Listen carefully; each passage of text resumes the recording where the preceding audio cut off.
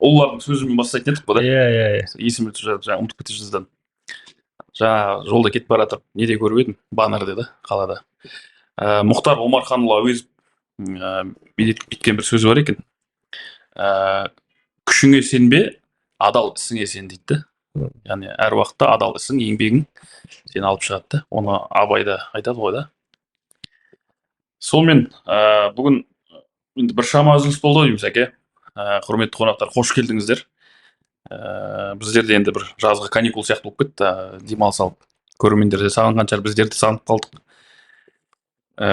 Бүгін арнайы осы шығарылымға шақырып отқан бауырларымыз бар. Қазіргі таңда өте маңызды салалардың бірі бұл маркетология дейді, таргетология, жалпы осы SMM деп айтады да, медиа саласында осы жарнама, жалпы кез келген өндіріс болсын, кез келген тауар болсын, сауда-саттық болсын, барлығының артында олардың жұмысын жүргізетін міндетті түрде осы сала қазір алға шығып кетті да. Сол саланың мамандары Таңжарық және де Мәтжан деген бауырларымыз отыр да. Қазір енді тереңдетіп, олардың жалпы саласы туралы, қай салаларда нақты тереңдеп тағы да таныса жатармыз. Қош келдіңіздер біріншіден. Рахмет, ассалаумағалейкум. Сәкең, осы жігіттерді бір шығарайықшы. Көрінбей жүрген сала және осы талантты жастарымыз бар. Реклама демекші мына. Жарнама, енді жарнама әр нәрсенің қозғаушы жарнама ғой. Біздер дәстүр бойынша біздің демеушілеріміз бар. Асу Авто, рахмет Асу Автоның жалпы басшылығына. Май ауыстыру сервисі Асу Авто. Май ауыстыру сервисі тек қана май емес, көп нәрсе бар, ол жерге барсаңыз болады. Одан кейін әрдайым қонақтарымызды осындай ыстық шай, кофеменен қарсы алатын біздің софт кофеміз бар. Рахмет. Және де біздің бас демеушіміз ол біздің Софистрой құрылыс компаниясы. Рахмет, алғыс білдіреміз. Рахмет. Ендеше Сәке, өзіңіз сұрақтан бастайсыз ба? Әлде жігіттер өздері? Жігіттер, жас үлкеннен бастайды. Қызық, енді мүмкін біреу жақсырақ таниды сізді, біреу жақсырақ танымау мүмкін, сондықтан қандай жобалармен айналысып жатсыңыз, қай салада, енді маркетологияның ішінде де ары қарай кішкене тереңдеп айтып кетсеңіз, таныстырып. Үлкеннен бастайық, Тәке. Бір жас болса да үлкенсің ғой. Ассалаумағалейкум. Рахмет шақырып отқандарыңызға. Бүгін енді бір жақсы бір тақырып болсын дейік. Елге пайдалы болайық бұйырса. Сөзіңді бөлсем кешірерсің да. Жалпы подкасттың өзі маркетингтен басталды ғой. Біз таныстырған кезде байқадың ба? Баннерден жазу көрдім дейді ғой, ана кейбір адамдар сұрайды. Осы рекламада, баннердегі реклама жұмыс жасай ма деп сұрайды ғой. Вот көріп тұрсыңдар, баннердегі реклама жұмыс жасайды. Ең бастысы дұрыс ақпарат салып қойсаңыз. Тәке ары қарай жалғастыра бер. Микрофон жақын салып отырсақ. Есімім Таңжарық, осы Жаңаөзен қаласынан. 10 жыл мұнайшы болдым. Одан кейін саламыз өзгертіп, мұнайдан шығып, маркетинг саласына келдік. Қазір өз біздің маркетинг агентствомыз бар, Ақтау қаласында. Одан бөлек Unicross дейтін магазиніміз бар, аяқ киім сататын, кроссовка сататын. Қысқаша сол. Компанияңыздың аты қандай? Не ашып отыр едіңіз ғой да, маркетинг агентство да? Бұл бұрыннан негізі осы немен маркетингпен консалтинг услуга көрсетеміз ғой, компанияларға біздер. Бірақ официально бірақ агентство деп айтпайтын едік, былай өзіміз жеке хабарласады, сөйтіп жұмыс жасап, нәтижемізді көргеннен кейін хабарласады көбісі. Содан кейін қазір жоқ, официально жасауға тура келді. Себебі уже көп деген мамандар бар қазір. Соларды мен брат жұмыспен қамтамасыз ету, командаға шақыру деген сияқты. Былай айтқанда көптеген кәсіпкерлерге көмектесу. Мүмкін ана қысылады ғой біздің ауылдың жігіттерінің ерекшелігі бар. Өздерінің кішкене төмендеуіне қалып, қой қайдағы агентство, біз жай тек былай жарнама ғой деген сияқты. Соны сөйтіп дұрыс қой, негізі өзің айналысып жүрген ісін жасырады. Бірақ реально жасау деген сияқты ғой. Сол бізде енді сол жасырмайды деп. Негізі бар нәрсені көрсетіп білудің өзі де бір жақсы дүние ғой негізінде. Солай емес пе? Өзіңде бар маркетологқа өзін жарнамаламау деген ба? Ешкім, мен өзім жарнамаламаймын, бірақ басқа компаниялардың жарнамасын өлтіремін деп тұр ғой Тәкең. Мәтжан, сіз? Рұқсат болса, мен де жалғастыра берейін. Атым Мәтжан, жасым 32-де, Бейнеуденмін. Мүмкін қызық шығар біреулерге. Сосын енді Жаңаөзендік подкаст болған соң Рудыда айтып кету керек шығар. Кеше жарымын. қазіргі уақытта Маңғыстаудағы ет комбинаты және дүкендер желісі бар, Көркем әлем деген. Соның маркетинг бөлімінің басшысымын. Тамаша. Толық командамыз бар. Командамыз әртүрлі қаладан жиналған. Одан бөлек жеке өзіміздің жобаларымыз бар. YouTube жобамыз бар, заманауи коммент деген, сол жерде продюсерлік қызмет атқарам. Бұзау подкаст деген бар, сол жерде жүргізем. Сосын жарнамалық қызмет, маркетинг бар. Өзіміздің кішігірім телеграмда чатымыз бар, маркетологтардың барлығы жиналған. Егер сіз қарап отырған адам маркетингпен айналысса, жарнамамен айналысса, фриланста жүрсеңіз, маған жекеге жазсаңыз болады, мен сол жерге қосам. Яғни ол жердегі басты мақсат осы фриланста жүрген бүкіл мықты мамандарды, мықты емес те мамандары келе берсін. Мықтылардан үйренеді. Мықты болмаса уақыттың өте солардың барлығын жинап, бір ауызбіршілікке келтіру, білім алмасу, бір-бірімен танысу. Бізде Алматыдағыдай қарым-қатынас өте аз ғой. Дұрыс. Бізде бір жаман нәрсе бар. Мықты маманды көрсе де, мен одан да мықтымын деп бір кішкене тәкаппарлану, эго дейтін нәрсе бар ғой. Сондай нәрсеге көп бармайды екен. Сол үшін адамдарды біріктіріп, сол жерде таныстырып, көрсетіп, эголарын сындырып, мықты білім иелері қазір спикер болып шығып жүр. Кеше сату маманы келіп кетті. Оның алдында методолог маман бар. Бұйырса енді жеке брендтің маманы келеді. Бизнесмендер де келсе болады. Сондай кішігірім жобаларымыз бар, жайлап реттеп жатқан. Шақырғандарыңа көп рахмет. Сол қысқаша осылай таныстырдым. Синергия дейді ғой. Анау бір жерге жиналған сайын, анау ойлар, идеялар сосын бір адамға әсер етеді ғой. Біз де жарнама жасаймыз ғой. Бұл жігіттермен тығыз байланыстамыз. Біз жарнама деген не ғой, жаңа жарнама болмай қалады деп қорықпаймыз біздер. Әр жаңағы брендтер өзінің любимчигі болады да. Мысалы, біреулер бір блогерді көргісі келеді, біреулер ана сияқты ғой, тамада, любой қазір тамадада выбор көп қой. Мен ана тамадан сайлаймын дейді, мына тамадан сайлаймын. Сол үшін біздер барлығымызша шама келгенше доспыз дейді. Блогерлерде жарнаманың ішінде ондай ешқандай проблема жоқ. Бәріне жетеді деген тема ғой. Дұрыс. Сол үшін араласайық, коллаборация болсын, ешқандай проблема. Негізінде жалпы Маңғыстауда қазір негізінде мамандар жетіспейді ғой. Маркетолог, таргетолог, фрилансерлер, SMM дегендер вообще жетіспейді бізде. Өте аз негізінде. Менің өзіме қазір Жаңаөзен қаласынан осы қазір 10 SMM маман шықса, 10-на да жұмыс тауып бере аламын да.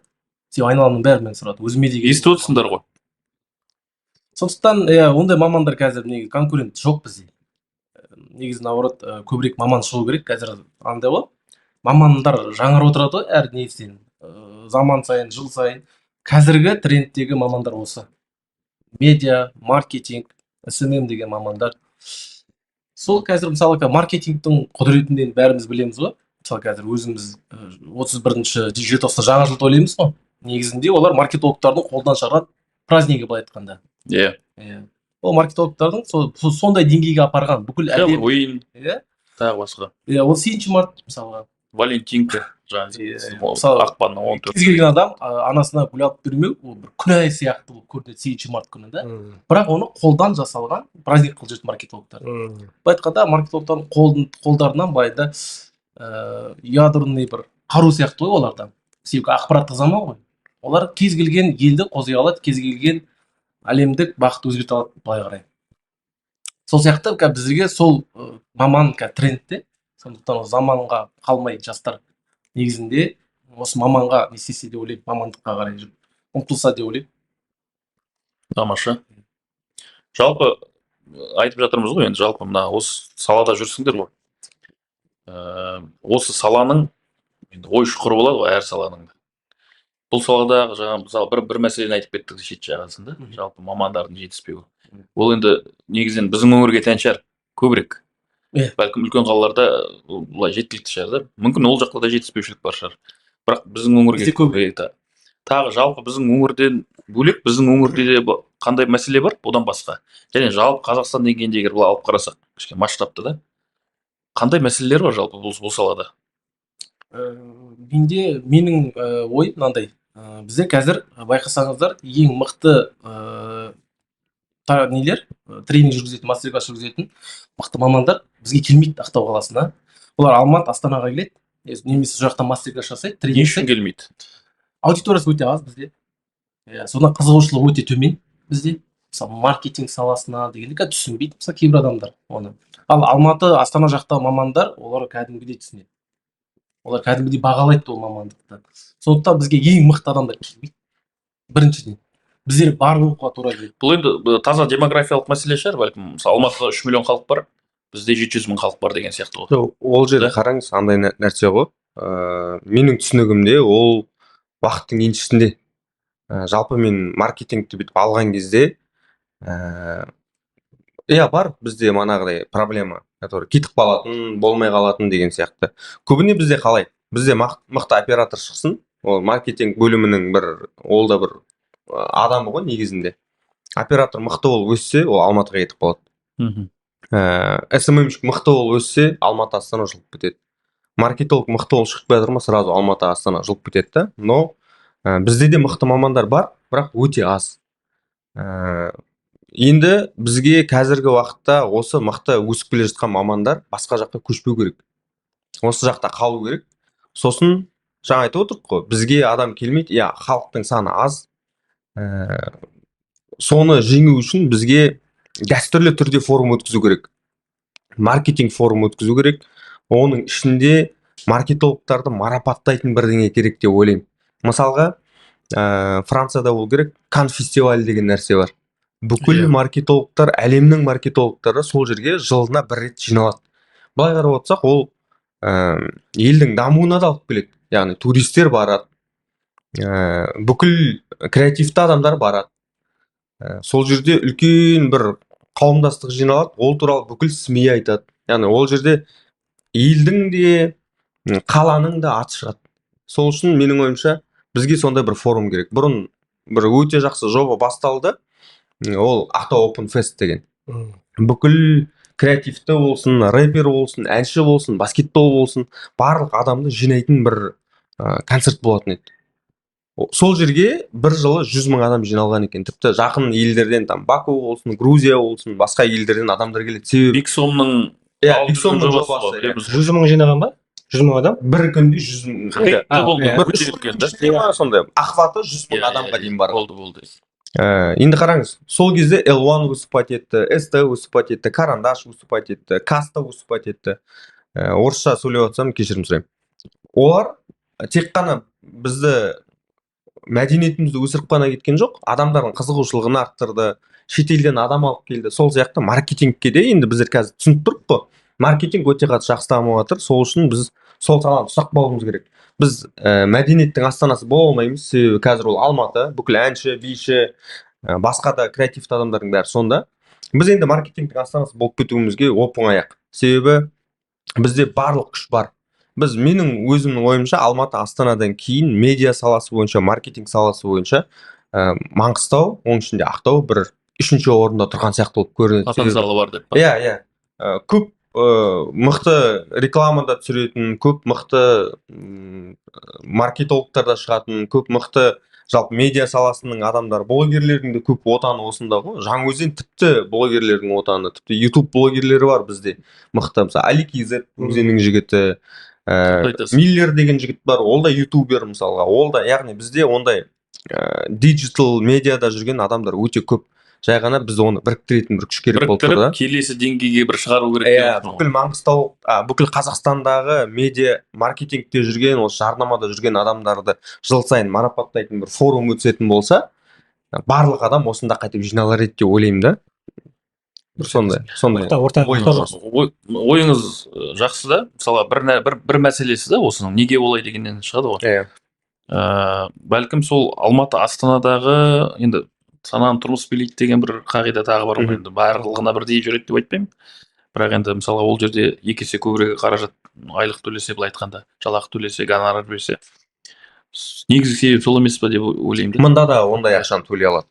Егер SMM-шігіңіз, немесе маркетологыңыз, таргетологыңыз мықты болып, бір бизнесменге, мысалы қазіргі объемы өзінің сатылымы 10 миллион теңге болды дейді. Ол 1 миллион теңгеге команда жинады.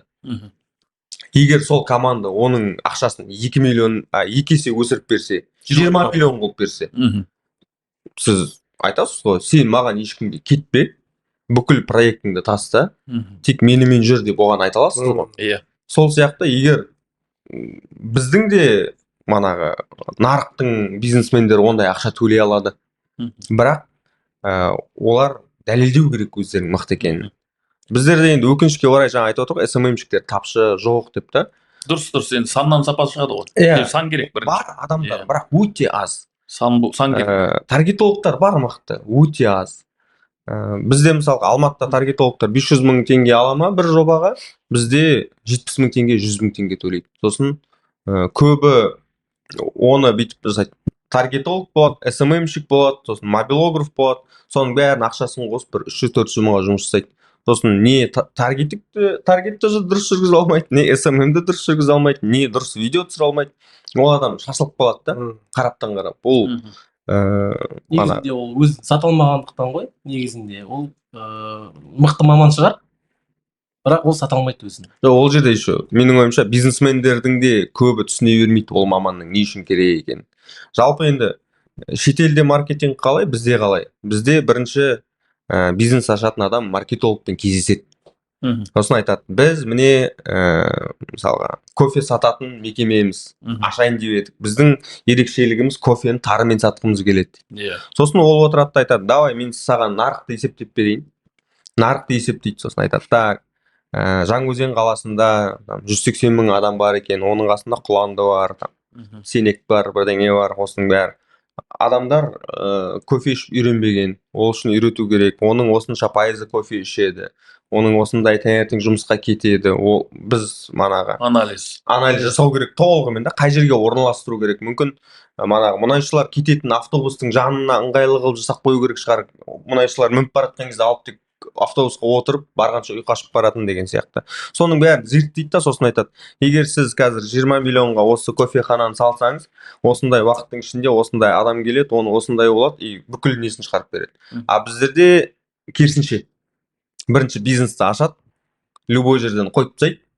Мысалға там проблема бар екен, бір кезде байқап бастаймын. Рахат үштен, Жаңаөзеннің тілімен айтқанда Рахат үштен, Ақтаудың тілімен айтқанда автодромның бір қуыстарынан кофехана ашып тастайды да, сосын отырады, менде неге клиент жоқ дейді. Сосын оны не маркетолог келіп, не SMM-ші келіп, не таргетолог келіп оны жүргізе алмайды, себебі ең бірінші бизнестің заңы бар ғой, орналасқан жер мықты болу керек деген. Ол егер маркетологпен ақылдасқанда ол айтатын, мынаны дұрыс жерге қояйық деп. Сондай нәрсе, яғни біздің Қазақстанда кішкене сәл маркетингпен ақылдаспайды, маркетологтармен ақылдаспайды. Енді ғана ол тенденция келіп жатқан шығар деп үміттенемін. Бізге оны MBA-де де мынандай статистика көрсетеді да. Жалпы FMM дейді да. Ол жалпы бизнес, финансы, менеджмент, маркетинг деп тұрады. Финансовый дейтін ол Америкада 1960 жылдары кәдімгідей бизнесте еніп кеткен. Адамдар финансовый кәдімгі есеппен жұмыс жасайтын болған. Ода да менеджмент мамандар, HR дегендер 90 жылдары оларда кәдімгідей отырған компанияларында. Маркетинг 2000 жылдары олар қазір бізде маркетинг бар деп айтылатын болған. Ал Қазақстанда осының финансы учет барша, менеджмент барша, бірақ маркетинг әлі жоқ. Қазір әлемдік деңгейдегі маркетинг деген ол басқаша есеп негізінде. Ол басқаша есептеледі. Ал біздің жасап жүргеніміз қазіргі Instagram, TikToktан ары қарай аспай жатыр біздің маркетинг. Негізінде маркетинг дейтін Американың маркетологтары өзінің аудиториясын зерттейді.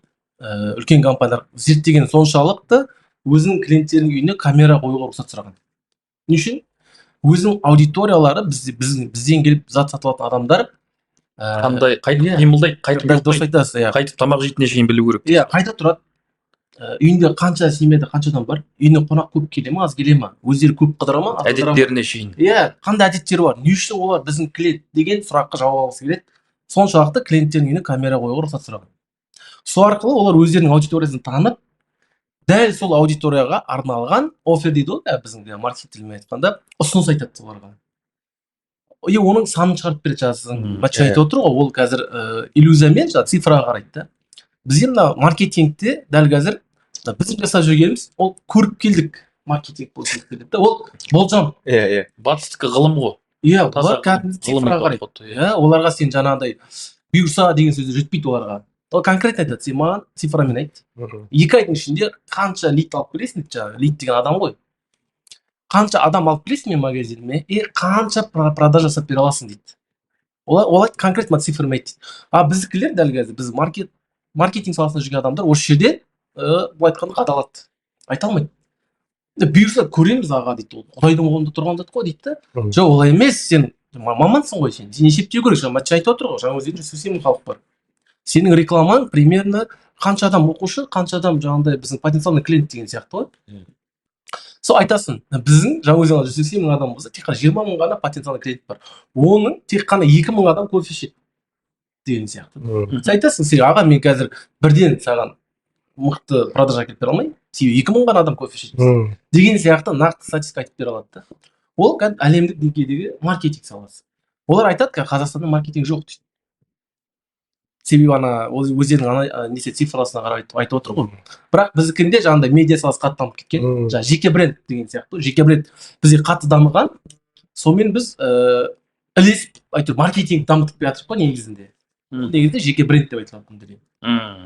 Жалпы енді маркетингтің құдіреттен жағында ғой, индийский киноларда, Болливудтың айтылады ғой, енді соншалықты маркетинг қатты жұмыс жасағандығы бәрін Индияға барып турист қылып көргісі келген ғой, ана әлемдік деңгейдегі биді, манағы мәдениетті барса, ондай емес та. Бірақ бұл әлемдік туристті қалай шақырды? Маркетинг арқылы шақырды. Мысалы Барселона сияқты ғой, Барселона күшті ойнап жүрген жоқ қой. Барселона қалыптасып кетті да санады да. Сондай топ клуб болып та. Қазір мысалы вообще өзінің чемпионатында да күшті емес та енді. 2-ші орын, 3-ші орын жоқ. Бірақ сонда да адамдар Барселонаға барады қазір. Қалай да Барселонаға бару керек та. Сол сияқты қалыптасып кетеді. Тарих қой. Тарих бар енді. Олардың енді шетелдің маркетинг қатты енді. Олардың жаңағы мақалаларын оқисың, жан-жақтағы оқиғаларын тыңдайсың. Сол кезде супермаркетте тұрған камераларды олар ұрлықты табу үшін қоймайды дейді. Олар сол адамдарға анализ жасау үшін қояды дейді. Адам қай жермен кіреді, қалай жүреді, не үшін олай болады. Сосын қазір енді барлық қалада супермаркет бар ғой. Мынандай мәселелері бар екен да. Нан барлық супермаркетте ең түбінде тұрады. Не үшін? Себебі кез келген адам күнде нан алады дейді. Ол нан алу үшін бүкіл супермаркетке айналып бару керек. Ықтималдығын өту ықтимал. Сен өтіп бара жатыр, көзіңмен көріп ала бересің. Көп супермаркетте терезе болмайды. Адам ішіне кірген кезде уақыттың қалай өткенін түсінбеу керек. Супермаркеттегі бұрын телешкінің несі кішкентай еді ғой. Бұрын супермаркетте даже салатын нәрсе болмаған ғой. Корзина болмаған. Адамдар қолына ұстайтын болған. Сосын олар түсінгенде айтқан корзина берейік. Корзина берген, сосын телешкі берген. Телешкіні үлкейткен. Ол жердегі телешкіні үлкейту себебі адамдар салған кезде басқаларға қарап, менікі ананыкінен аз дейтін психологиялық түрік арқылы ол ананы толтыра бергісі келеді екен да. Сосын аяқтарын кішкентай қылған. Жерде жатқан кафельді теп-тегіс қылып қойуға болады ғой. Тек ұшып жүретін қылып та. Әдейі кішкентай кафельдерді қойған, чтобы сен дірілдеп тез жүруге мүмкіндік болмас үшін да. Сен жай жүрген сайын әрбір товарды дұрыстап қарайсың. Солардың дөңгелектері дұрыс айналмайды көбінде. Сондай специалист. Оның барлығы сондай бір психологический трюк екен негізінде. Кіріп келген жерге көбіне жаңағы жасыл нәрселер қояды. Жаңағы фруктыны, овощты, көкөністерді толтырып қояды. Жоқ, келген кезде сен сол нәрселер арқылы өзіңнің аппетитіңді ашасың, тәбетің ашылады. Өзінің тағы бір-екі түсініктірмелері бар. Жаңағы тазалығын көресің, ұнайды саған, осының ішіне жүре бергің келеді деген сияқты. Яғни олар сондай камераларды қою арқылы адамдарды зерттеп, не істейді, қайда барады, қалай барады, қымбат товарлар жоғары қойық, төменге арзан товар қойық, кассада тұрған кезде кішкентай балалардың шоколадтарын төменге қойық, кішкентай балаларға алуға ыңғайлы болсын деп. Яғни жоғарыға қойып қойса да болады негізінде, бірақ оның клиенті төменде болып тұр да. Енді ол соның бәрін сөйтіп толықтырып жіберейін мәселен. енді онда маркетингте CGM деп айтылады. Клиент саяхат карта дейді. Клиенттің картасы да, ол сенің мысалға мен Starbucks'ың кофе сататын Starbucks'ың несін оқыдым, CGM-ін да. Олар не істейді? Мысалға клиент кірген бойда арома маркетинг дейді ғой. Ол кофенің иісімен сразу өзінің клиенттің өзінен бұрады. кіргенде очередь көп болуы мүмкін. Оларда сенің қандай эмоцияң туады, қандай эмоцияңа дейін сенің выбор бар оларда. Сен жауап бар бұл кісілерде. Starbucks'та. Сен қарайсың, очередь көп, сен істейсің, шығып кетпеу керексің. Дәл есік алдында кішігірім стулья болады. Да, очередь күтетін да. Одан очередьке барасың, сенің не үшін атың жазып алады. Сенің атыңды айтып шақыру, ол бір құрмет саған. Статус береді. Иә. Ол жерде сенің атыңды қате жазу да болуы мүмкін да. Оны да қарастырып қойған. Сондықтан өте сауатты адамды қояды. Негізінде Starbucks'та барсыңдар, Алматыда 3 тілде сөйлейді. 3 тілде сөйлеу маман өте аз ғой. Бірақ Starbucks именно сондай маман алады. Ана ат жазалуға. Ағылшындар келу, орыстар келуі мүмкін, ол әр атты қате жазбау керек. Қате жазса, ол тоже адамға жаңағы несін түсіреді, самооценкасын түсіреді. Одан кейін сатып алғаннан кейін, ода қандай эмоция болуы мүмкін? Кофе ұнамай қалуы мүмкін. Или кофе ұнауы мүмкін. Ұнамай қалған кезде не істей алады олар? Барлығы қарастырылған, по порядкам қарастырылған. Сіздің Starbucks'тан былай шығып кеткеніңізге дейін жазылып тұр. Шығып кеткеннен кейін қайтып айналып келу үшінге дейін жазылып тұр. Сіздің былай айтқанда оны CGM деп айтылады енді маркетинг тілінде. Ол қазіргі былай айтқанда біздің Қазақстанда әлі осы жоқ. Не айтайын дегенім осы әлемдік деңгейде маркетинг осы зерттелген. Бізде осы жоқ. Қазір айтайын десем, мысалы сіздің кәсібіңіз бар, иә. Мен сізге келіп, аға, давай сіз жерде отырып жазайық десем, бізде уақыт болмайды мына кісіде. Неге? Зал күтпен жүреді. Інім басымды қатырма, маған мынаны жасап түсінесіз ба? Мен мыналарды білмей, клиент кірген бойдан мен арома маркетинг бар ма ол жерде. Мысалға да музыка ойнап тұр ма мысалға. Оның бәрін сен қоймай, былай айтқанда қанша поток шақырғанмен кәсібіңе. Ол андай бар да, сенің маркетингің кейде антирекламалық өтуі мүмкін. Өзіңе қарсы жұмсап кетеді маркетинг кейде. Потокты өте көп шақырасың, бізде сондай болған кейбір кәсіптерге. Сервисің төмен ақша болады. Біз услуга көрсетеміз ғой. Өте көп поток алып кеттік бір компанияға. Олар сервисі шыдамай қалды да, түсінесіздер ме? Иә, ондай да. Былай айтқанда жаңа термостат қайнап кетті дейді ғой. Сол жерде өте қайнап кеткеннен кейін одан кейін не істейді? Клиенттерде ожиданный районность дейді ғой. Ода анда кері ой бастап кетті. Қайтып келмеуі мүмкін да ол клиенттердің. Сондықтан мен жалпы бизнесте не істейді? Маркетинг, сату, сервис бар. Жалпы бизнес осыдан тұрады, иә. Біз маркетинг пен сатуына жауап беруіміз мүмкін бір компанияларда, бірақ сервисіне кіре алмаймыз. Дұрыс қой. Сервисіне кіру үшін ол жерде кейбір шығындар жасалу керек, кейбір мамандар келу керек. Оған біздің кәсіпкердің психологиялық тұрғыда дайын емес. Жүйе жоқ қой үшін. Жүйеден бөлек, жалпы психологиялық тұрғыда дайын болу керек біздер негізінде. Дайындау үшін не істеу керек ал енді? Ол үшін дайындалу үшін ол кісілерді айтайын. Может, сыртқа шыққандар, мысалы, кеше Қытайға бардық, Стамбулды көрдік, выставкалерді көрдік те. Ол жаққа шыққан кәсіпкер түсінеді.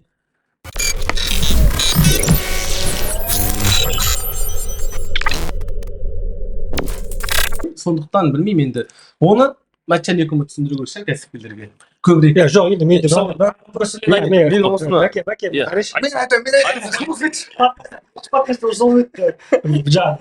бөлмең дейді. Мынандай да, мысалы, сіздер деген андай не сияқтысыз ғой. Бір жерде тігінші фабрикада жұмыс жасайды, көйлек тігеді, соның тігіншінің ішінен бір тігінші бөлек шығып кетеді. Система осындай екен ғой деп.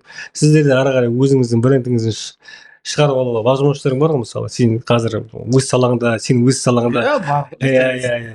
Сондай ой туындамай ма? Мен кетіп қалайын, лучше давай өзім немді движениемді айналдырайын деген сияқты да.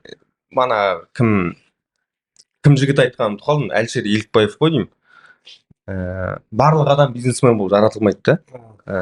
Бір адамдар бар, наемный работник болу арқылы ол бизнесменнен де көп ақша таба алады да. Және өзін бақытты сезіну. Өзін бақытты сезінеді. Яғни соның бір ләззатын ала алатын адамдар болады. Сондықтан барлық адам мұндай емес. Иә, бар шығар кейбір адамдар, бірақ кейде ол түсінбейді жауапкершілікті, рискті да, манағы кетіп бара жатқан адам айтып отыр, тігінші дейдіңіз ғой. Ол барлық тігінші шығып кеткеннен кейін өзіне клиент таба алмауы мүмкін ол. Ол мына адам клиент тауып күнде тігіп отқанға ойлайды, әйел көп қой, бәрі тіктіреді деп та. Бірақ ол жеке шыққаннан кейін оған клиент бармай қалуы мүмкін. ол жауапкершілікті түсіну керек та.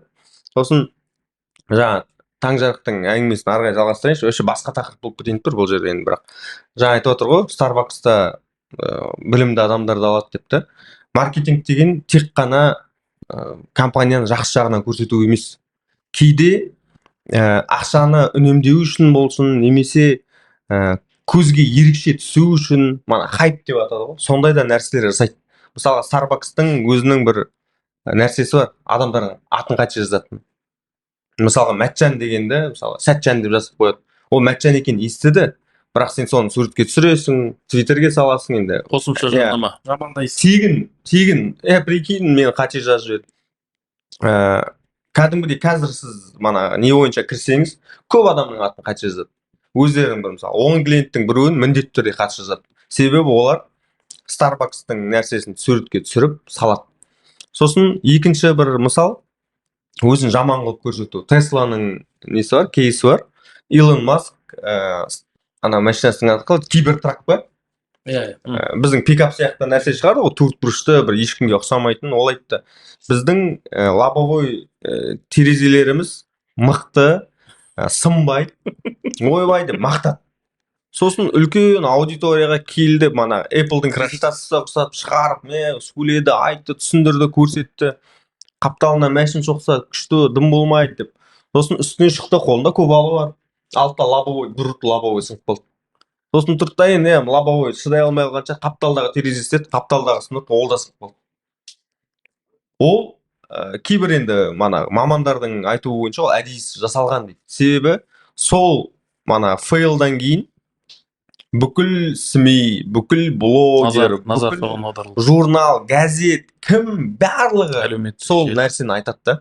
Яғни ол өзінің минусын көрсете отырып барлық жерге тегін шықты да. Кейде маркетинг деген ол өз-өзін тек қана мақтай беру емес, әдейі де кейде бір минустарын жіберіп қою сияқты. Оны кеше Трампта болды ғой. Трампқа мысалы атака жасалды. Ол да негізі маркетинг. Негізі атака жасатын адам 100 метрден киллер өлтіруді, былай айтқан 100% өлтіре алады адамды. Ол неге өлтірген жоқ? Не үшін Трамп тірі қалады? Оның бәрі әлемдік қазір журналда, медиада Трамп жазып отыр да. Тірі қалады. Қазір президенті Байден оны ерекше қорғауға алған. Негізі Америкада Трампты жаман көретін. Сыртқа итеретін былай кәдімгідей. Кешегі неден кейін, ақпараттан кейін, шабуылдан кейін уже Трампты былай айтқанда ерекше қорғауға алған мемлекет. Ол да тоже маркетинг. Маркетинг құдіреті осы да. Жалпы Трамптың президент болуына маркетингпен президент болған ол кісі. Ар жағында Бәкең келіспейін деп отыр негізі. Қазір. Трамптың жалпы президент саясаттың адамы қазір дәлелдеп береді. Ол негізі. Мен ол саясатқа кірмеймін, бірақ менікі жаңағыдай ғой. Менің көретінім сол жағынан көремін. Енді мен айтайыншы, Мәтжан, жақында көркем әлемде сондай бір не болды, бір шулы ақпараттар жаңа Мойна туралы, соның бәрі хейт емес па сол? Қараңыз, көркем әлем туралы қысқаша ақпарат беріп кетейін. Енді мана басшысы Темір Сәкенұлы Тәкеңде келді ғой негізінде. Тәкеңнің көркем әлемнің басшысының маған ұнайтын жері ол маркетингті түсінеді. Сервиске, адамға қызмет етуге, қызмет көрсетуге өте қатты мән береді. Алматыдан болсын, Ақтаудан болсын, мамандарды әкелтіп, дүкенде тұрған қызметшілерді оқытады. Адамның сәлеметсіз бе деп амандасуы, үнемі бейсболка киіп жүруі, ет ұстағанда қолында қолғаптың болуы, яғни адамға ыңғайлы нәрсе жасаған. Переводпен төлеп жібереді дейтін жоқ. Барлығы заңды түрде налогын, салықты төлеп отыр деген сияқты. Ол нәрсеге өте қатты мән береді. Бірақ өкінішке орай біз ашылғалы бері әртүрлі өсек әңгімелер тарап бастады. Біз басында қатты қабылдадық. Неге біз Жаңаөзенде ашылып жатқан кезде бізді қолдамайды деген. Біз ойладық, қазір бәріне жауап береміз, біз агрессивный жұмыс жасаймыз деп, но Тәкең айтты, жоқ, біз олай жасамауымыз керек, біз жақсы компания болуымыз керек, дұрыс компания болуымыз керек. Біз қазір өзіміздің көркем әлемде үлкен комбинат аштық, сол жерде 160 адам Жаңаөзендік жұмыс жасайды. Қазір біз соның барлығының аузынан сөйлейміз, яғни қазір біз жаман болсақ, 160 адам жаман деген сөз. Офисте отқан 30 адам ба, 30 адам жаман деген сөз. Дүкендегі 30 адам ба, олар да жаман. Сондықтан біз тек қана өзіміздің мүддемізді ойламауымыз керек, барлық адамды ойлауымыз керек деді. Сосын күндердің күні өтіп жатыр, әртүрлі әңгімелер шығып жатыр. Біз енді видеороликпен болсын, басқа нәрсемен болсын, істерімізбен бәрін жуып шаюға тырыстық, бірақ соңғы бір 4-5 айдың ішінде бізде көркем әлемде малды тоқпен өлтіреді екен, халал соймайды екен, малды алып келмейді, басқа жақтан алып келеді, бәрі нашар деген әңгіме тарап бастады. Уже садақаға барсақ садақада естиді, тойға барсақ тойда естиді, жұмысшыларымыз таксиде отырса таксиде айтады. Сосын біз түсінбей отырмыз, қалай ол неге өйтіп жатыр деп. Бір күні бізге ақпарат келеді, сендер туралы осындай жерде, мен айтпай ақ қояйын қай жер екен, осындай жерде осындай әңгіме айтып жатыр екен. Сосын біз барып тексердік, тексерсек шын болып шықты. Сосын біз оны видеоға түсіріп алдық. Сосын бүкіл жұмысшыларымызбен ақылдастық, шығарайық па шығармайық па.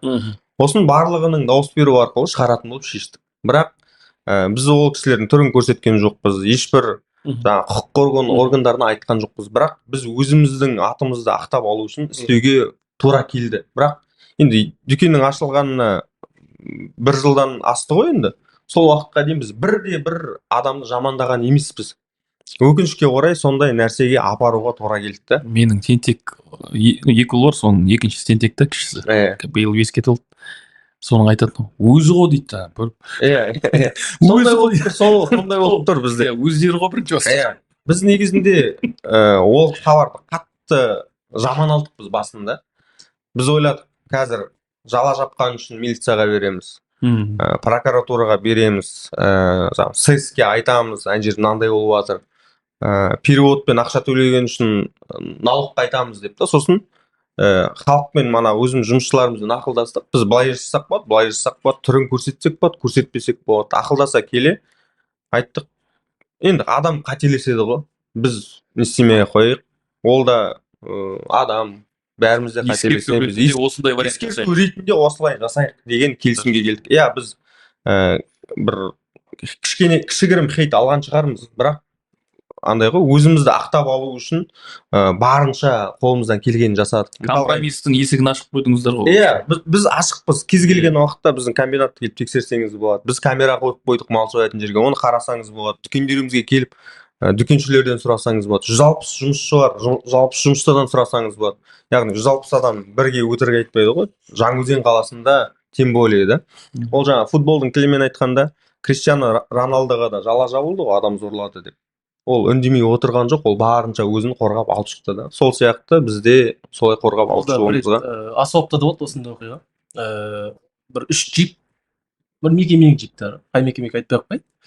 Шопырлар келіп, не ғой, договормен май астырады. Қымбат май алады олар. Қымбат май алғанда, ана майды сол күн төгіп, өзінің жеке машинасына қойған. Оқиға солай болған негізінде.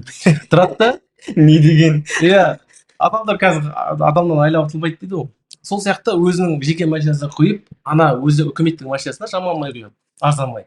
Содан 3 күннен кейін ба 3 джиптің де моторы кетеді. Бір күнде. Олар не істейді? Видеоға түсіреді. Шопырлар ғой, енді өзін ақтау керек қой. Бірден видеоға түсіреді да, мана пабликтерге салып жүреді. Ол пабликте жаңағыда талқыланады, асуапты анау мынау дейді. Асуаптың басшылары өздерінің майларына сенімді. Жоқ дейді, келіңіз дейді. Доғыр бар ғой, доғыр алып, майды алады. Кез келген мотордағы майды алып, өзінің компанияның зерттейтін Алматыда бар. Алматыда зерттеп бере алады. Зертханасы бар. Иә, зертханасы бар. Ал Алматыға сенбейтін болса, мысалға ол қазір немецкий май Германияға жібере алады фирмасына. Сөйткенде Алматыға жіберген кезінде бұл біздің фирманың майы емес деп шарт. Сөйтіп тексере келе, 3 шофер шынымен мойындайды қателіктерін.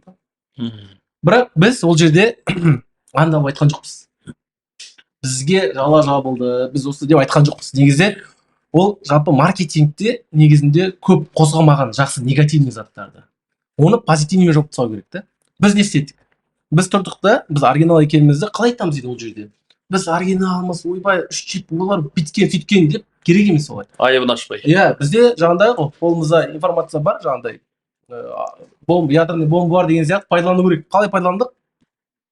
Біз официально дистрибьютор майлардың оригинал майлар бізде екендігін дәлелдеу үшін, сіздермен де жұмыс жасадық. Біздің идеология, біз оригиналмыз, бізде сертификатпен жұмыс жасадық, бізде нақты официальный компания екенімізді кез келген сәкеңмен де, кез келген видеомызда да, кез келген блогерге де, баннерімізде, видеомызда 4 ай бойы осы теманы айтып отырдық. Былай айтқанда халықты негативте позитивке шығардық 4 айдың ішінде. Ол уже біздің продажамызға әсер етті. Көтерді кәдімгі екесе, ең кем дегенде. адамдардың былай айтқанда бізге деген көзқарасы өзгерді. Қазір Аллаға шүкір адамдармен бізге сервис ай сайын 3 ай сайын келіп тұрады өздеріне.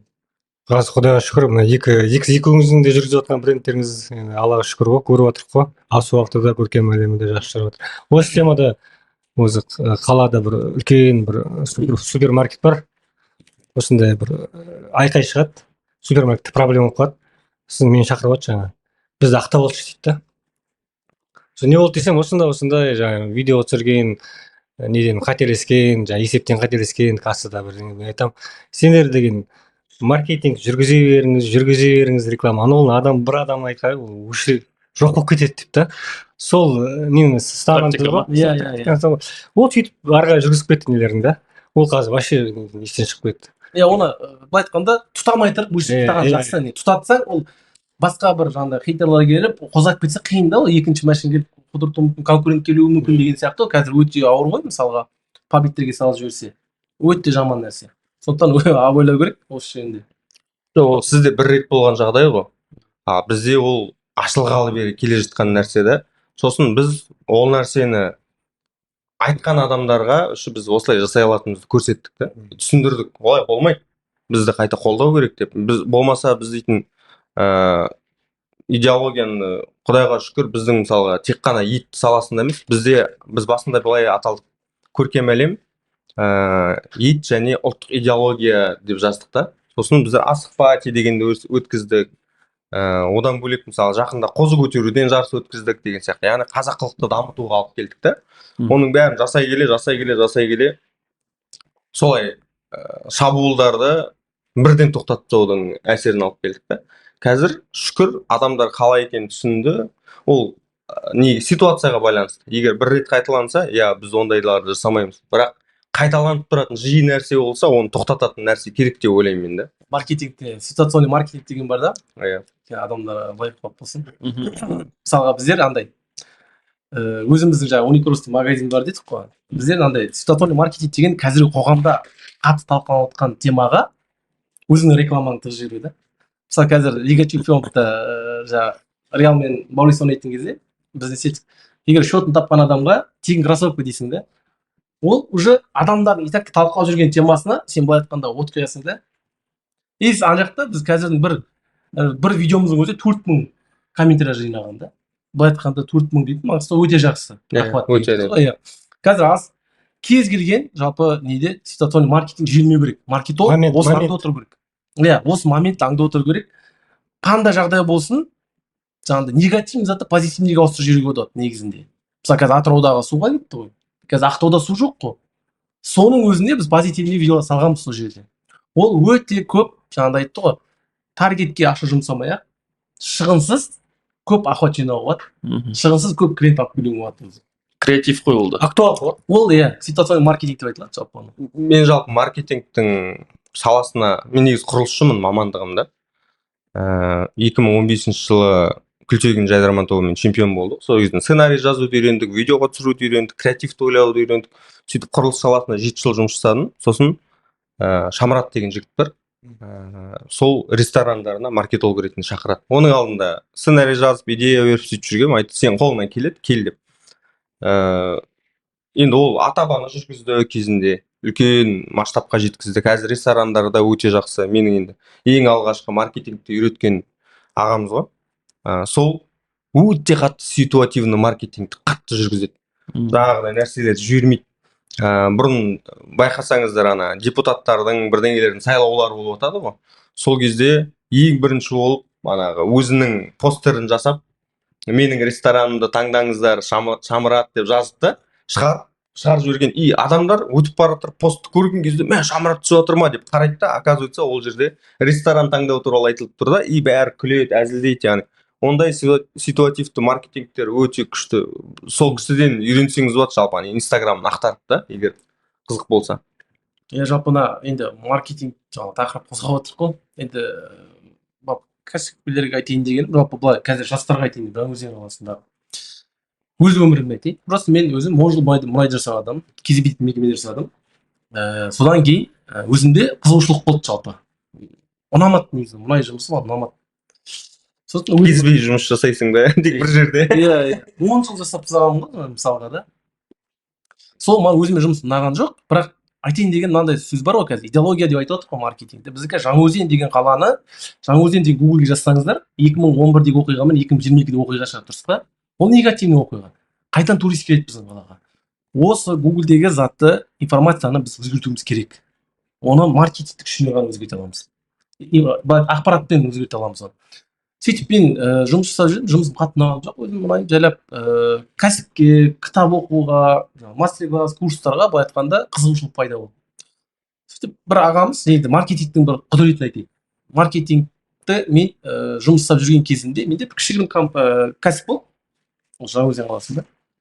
Майконо дейтін біз бафли саттық та. Сіз ағасы ол кезде сізбен жұмыс жасадық екен. Байқасаңыздар көрдіңіз ба, бізде андай не қолдандық, эстафета қолдандық қой. Блогерлердің арасында. Блогерлерді біз тегін пайдаландық дегенде тегін шақырдық көбісін.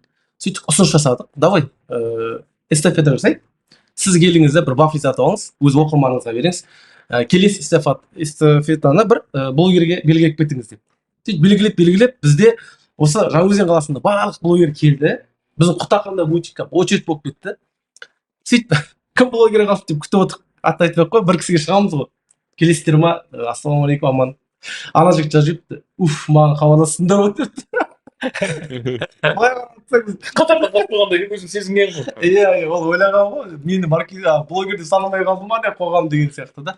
Айтайын дегенім сол, өйстіп біз кішкентай бизнесті өйстіп дамытқанда, жүйелі түрде жасағанда, бізге бір үлкен ағамыз келді.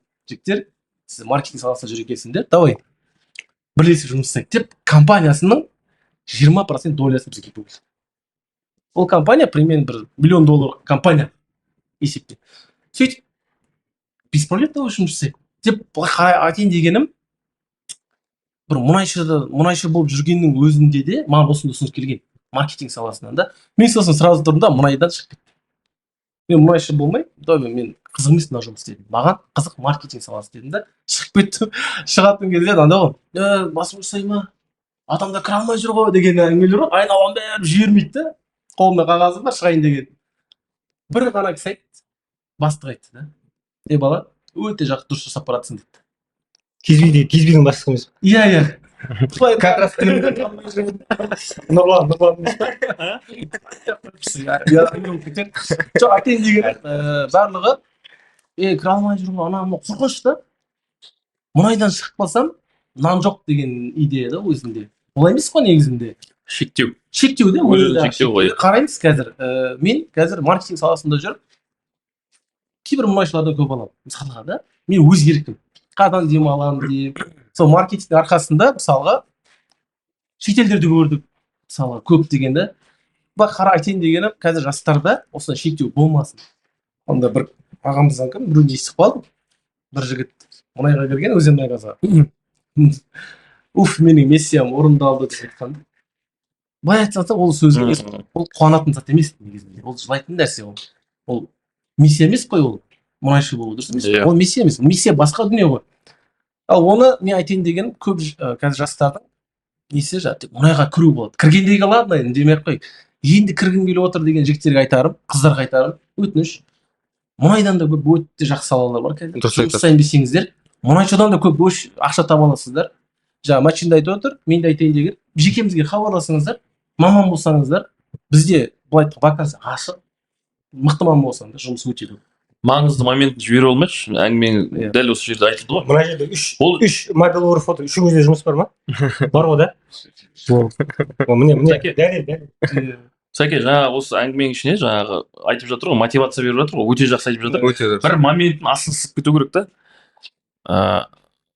Таңжарық өзінің әңгімесінің басында айтты, мұнайшы болып жүрдім, жұмыс жасап жүрген кезде көп кітап оқуға, сосын сол салаларды зерттеуге қызығушылығым артты, және сонымен кітапты, яғни білім алу. Осы сол қызыққан салаңның білімін алу керек. Бәлкім білетіндерден ең болмаса сұрау керек, немесе кітапты көбірек оқу керек. Бұл өте маңызды, жаңа айтып кеткен нәрсе, астын сызып қою керек деп отқаным ғой. Тек құр ниет желание емес, соған амал жасалу керек, яғни білім алыну керек. Себебі әр нәрсе білімменен құралады. Бір қабілет болу керек та адамның бойында. Сенің егер қабілетің болса, сен қоғамға керексің. Егер сен қабілетің болмаса, шопыр бар жерде бар, керек емессің сен, охрана бар жерде бар. Сенде бір қабілет болу керек, құнды. Және ол құнды қабілетті былай айтқанда сен қорғаштап дамыту керексің. Мысалға Айтжан да білетін шығар, біздің кейбір мықты маркетологтардан разбор алатын кезде бір сағат шай ішу ол кісі 500 мың теңге тұрады. Мен амал жоқтан Алматыға ұшып сол кісілермен барып 1 сағат үшін баратын күндерім болған менің. Не үшін? Былай айтқанда мына жеріңе кішкене осы информация келеді. Ол адамдардың былай айтқанда ана волнасы дейді ғой, ол кісінің волнасы бөлек болады. Сол волнасын сезіну керек адамдармен сөйлескенде, осы ақыл кеңес айтады, былай айтқанда 500 мың теңгеге төлеу ол шығын емес. Сен оны 5 миллион қайтаруға болады. Сондықтан қазір жастарға айтарым, ол ақша керек емес кәсіпке. Бизнесмен болу үшін ақша керек емес. Просто сенде қабілет болса болды. Сол қабілет дамытсаң, жаңа айтып отырмын ғой, менде бір маркетинг саласынан бір қабілет болды, ағаларымыз келіп долясынан 20% қана берді. Бірақ оған дейін көп оқыдың және сол бағытта жұмыс жасадың, амал жасадың. Өзін дәлелдеді. Солай дәлелдеп көрсеттің, көзге түстің. Иә, өзіңе былай айтқанда шығын шығару керек та. Сол кезде саған адамдар келіп сенімен жұмыс жасай алады. Былай айтсаң, сен танымаймын ол кісіні. Қалай сен компанияның 20% долясын бөледі осы саған да? Бір қабілетің бол. Сондықтан айтайыншы жастарға, бір қабілетіңіз болса, сол қабілетіңіз. Иә, ол тек қана маркетинг саласында емес қой. Барлық сала. Кез келген салада. Бізде дейді барлық сала бойынша дейді негізі маман жетіспейді ғой. Химия пәнінің мұғалімі дейтіндер мысалға оказывается Жаңаөзенде өте аз екен, жетпейді екен.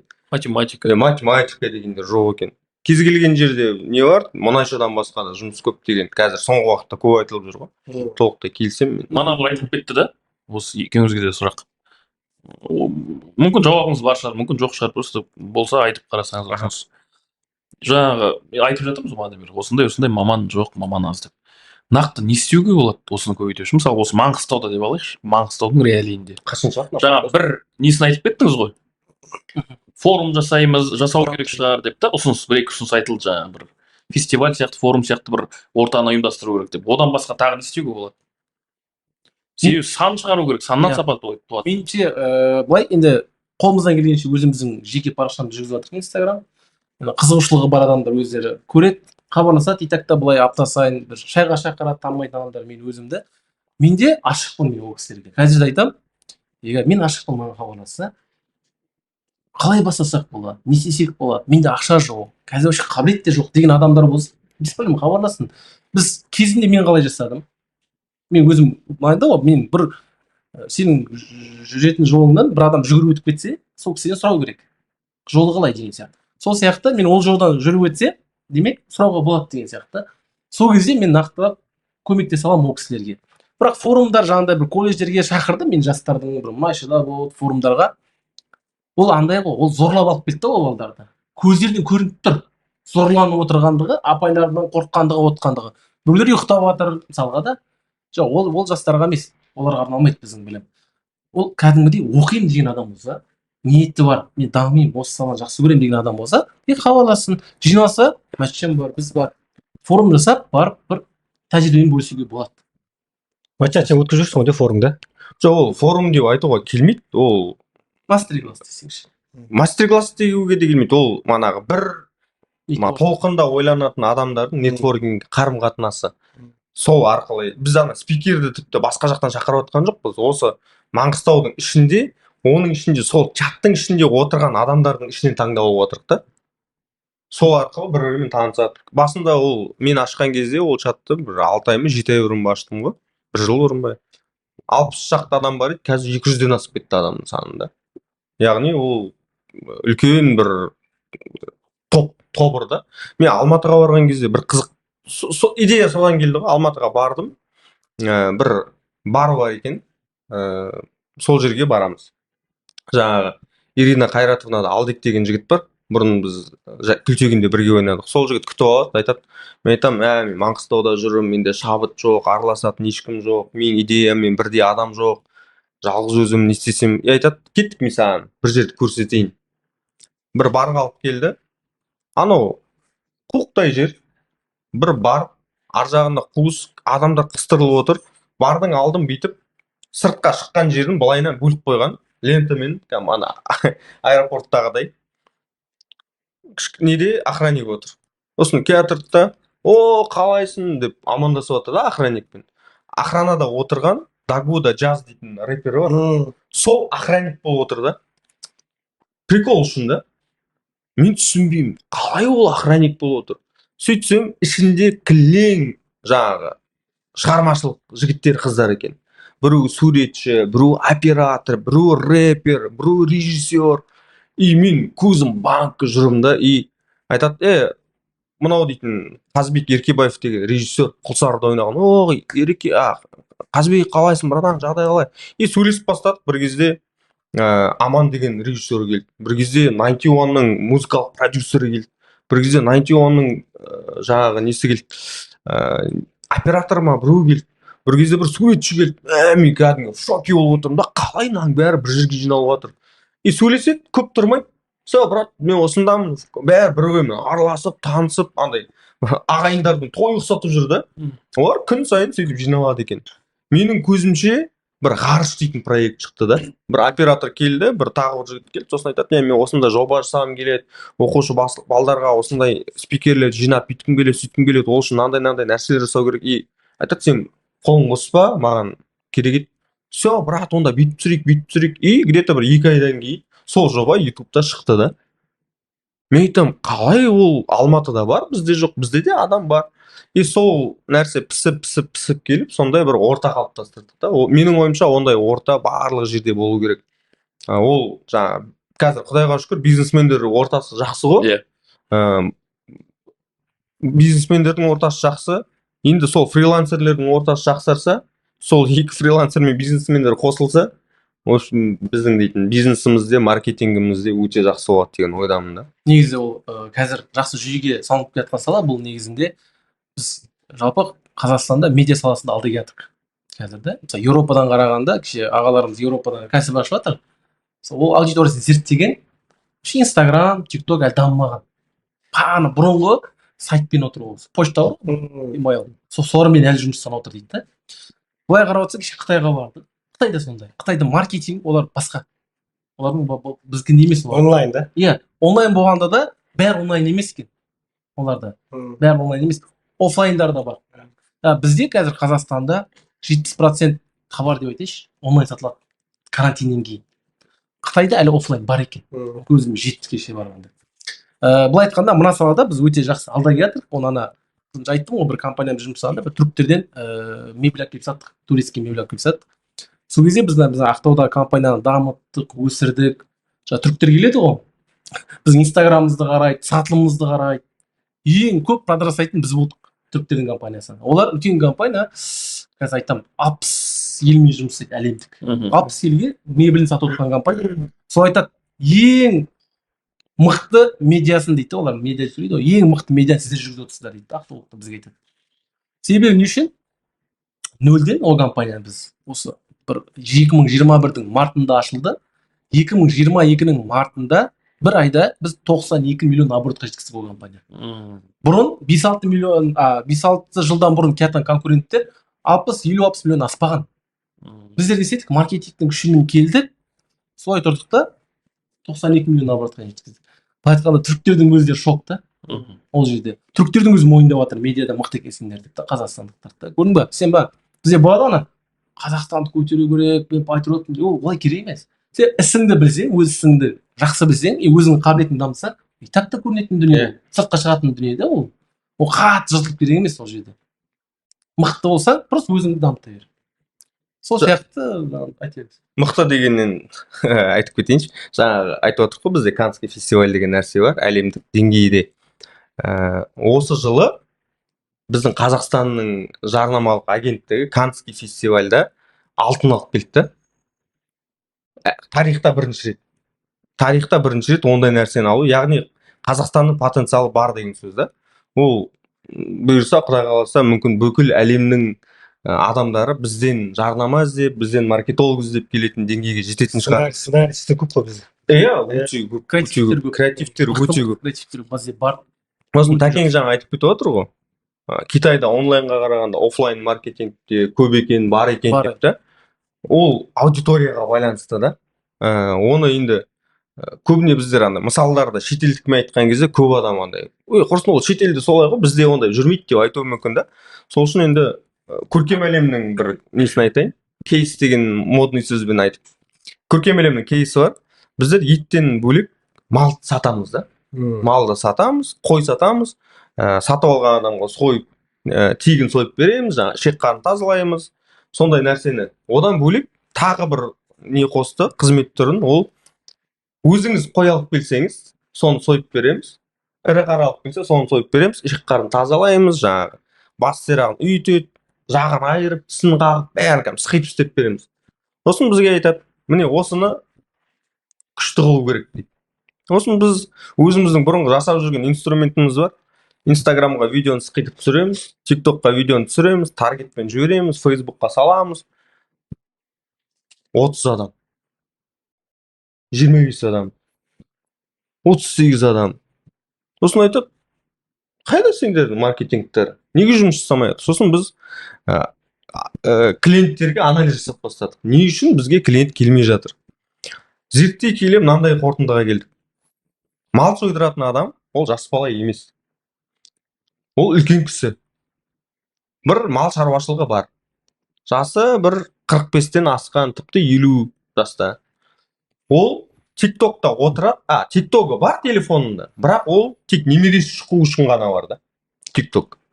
Оның көп отыратын жері WhatsApp чат. Сосын біз алдық та манағы дизайнерге заказ берген жоқпыз, өзім міне кәдімгі WhatsApp-тың статусына кіріп, ассалаумағалейкум жігіттер, бізде деген қой сою қызметі бар. Бізде дейміз, көркем әлемде қой сою қызметі ашылды, бағасы осындай, мықты, барып қиналып жүрмейсің, ішек қарын тазалайды, бәрін сықитады. Ой, осында келу керек екен, телефон нөмірі осындай, мекен-жайы теңгеде, бұрынғы зона жақта дедік та, таратып жібердік. Бір күннің ішінде WhatsApp чатқа 80-нен астам 100-ге жақын адам тіркелді да. Содан кейін күніне емес, айына бір 100-ден аса 160-қа дейін адамдар, былай қарап отырсам 3-4 есе өсіп кетті да. Аудиторияның Инстаграмда, тиктокта емес екен, WhatsAppта екен да. И біз айттық, міне өзіміздің аудиториямыз таптық. Енді қазір біз чатта хабарлап, адамдармен сөйлесіп, олар бізден сұрайды, қандай қойы бар, не бар. Яғни олар ұстанатын несі сондай екен да. Сондықтан жаңағы Китайдың аудиториясы әлі Инстаграм, тиктокқа байланбаған болып тұр ғой. Офлайн Инстаграмға дамыған. оларда жоқ қой деймін тіпті. Енді біздікіндей емес, актуаль емес. Олардың өздерінің нелері бар ғой. Аналитика деп отыр ғой. Қазіргі болашақта маман үлкен ғалымдар айтып отыр. Болашақтағы керек маман ол аналитиктер деп отыр да. Иә. Қазір әркім өз кәсібіне аналитика жүргізбесе, жаңағы американецтер ұқсап өзінің аудиториясын зерттемесе, мысалы қараңызшы, 7 мартта гүл сататын магазин 7 мартта кімдерге реклама жасайды? Жігіттерге деп санаймыз біз енді. Сөйтсе, қыздарға 70% әйел адам алады екен. Ой, бұрмай. 7 мартта гүлді 70% әйел адамдар алады екен. Біз соны зерттемесек, 100% еркектерге ғана реклама жасайтын едік та. Көрдіңіздер ме? Ал продажаны көтеру үшін біз 70% әйелдерге арнауымыз керек офферлеріміз. Аналарыңа, досыңа деген сияқты ол басқаша болу керек еді да. Сол жаңа аналитика деп жатыр, қазір ChatGPT шықты. Былай айтқанда біздің жұмысымызды кішкене жеңілдетіп жатыр. Қазір кейбір компаниялар Ақтауда қазір ChatGPT-ге WhatsApp-қа, Instagram қойып жатыр. Қазір бізде ол біз менеджер қоятын едік бұрын, қазір менеджер қоймаймыз. Уже не істейді, жауап береді өзі. Біз үшін жауап береді. Саған не керектігін, біздің ұсынысымыз қандай, бізде қандай продукт сатамыз, түгел жауап береді бұл кісі. ChatGPT. Былай айтқанда бізге холодный клиент дейді енді, маркетингте холодный дейді. Холодный клиентті бізге горячий қылып береді. Біз не істейміз, телефон аламыз да, адрес қайда деп сата саламыз болды да. Бұл ChatGPT қазір өте дамып жатыр, қазір 4-5 шығайын деп жатыр, былай айтқанда кит деп тұр ғой енді оны үлкен. Бұл қазіргі таңда біздің медиа саласында үлкен көмегін тигізіп жатыр. Көп жұмысым жеңілдетіп жатыр. Көп креативті ойлау, манағы бізде мынандай нелер бар ғой. Дизайнер, сценарий, идея, ChatGPT атаң бар. Соған отырасың, сонымен сөйлесесің әлбетте. Осы жерде екінші мәселенің ұшы шығып тұр ғой. Мысалға, енді ол нәрсе көп айтылды. Тек ойларыңызды білейік. Енді алдағы болашаққа қарай кететін болсақ, ChatGPT-дің енді мысалы 4-5 версиялары дамый береді. Дамыған сайын сәйкесінше оның мүмкіндіктері, яғни шығармашылық тіпті біреулер айтып жатыр, шығармашылық креативті адамдарды ешкім алмастыра алмайды, робот алмастырмайды деген сөздің өзі талқыға түсіп жатыр да қазір. Сәйкесінше бұл жерден жаңа айтқандай енді маркетингтің ішінде шығармашылық міндетті түрде бар. Болашақта сол жаңағы біз маман жетіспейді деп отырмыз, сол маманның бәрін сол жасанды сіздің интеллект орныңызды басып кетпейді деп тұр ғой. басып кетпей ма? Жалпы жақын арада емес, басуы мүмкін, бірақ айта алмаймыз оны. Бірақ жақын арада емес. Олар себебі жақын арада әлі ондай неге жетпейді. Себебі қазір кейбір дүниелерді маркетинг саласындағы адам жасау керек па. Сосын біз айтып отырдық қой, роботқа нетігесі Amazon мысалы неше мың адам жұмыстан шығарып жіберді. Мысалы Amazonда кеше жақында. Иә.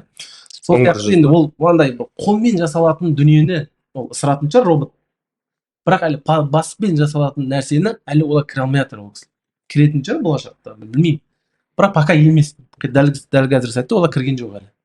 Сол сияқты өз ойым, менде болашақты білмейміз қалай болатындығын. Жоқ, дәл қазір олар просто бізге көмегін тигізіп жатыр. Жұмысымыз жеңілдетіп жатыр. Бірақ әлі орын басқан жоқ. Менің ойымша, енді кеше жаңағы Темір Бектұр ағамыз да келіп Жаңаөзенге айтып кетті ғой сол жөнінде. Ол жаңағы дата аналитик, дата сайенс па, аналитик болып жасайды. Сол ChatGPT-дің қатты дамып жатқанын айтады. Ол ар жағында OpenAI деген компания ғой. Иә. Оны да басқаратын адам керек қой. Ол мысалға сіз мекеме басшысыз, сіз өзіңіз отырып іздемейсіз ғой.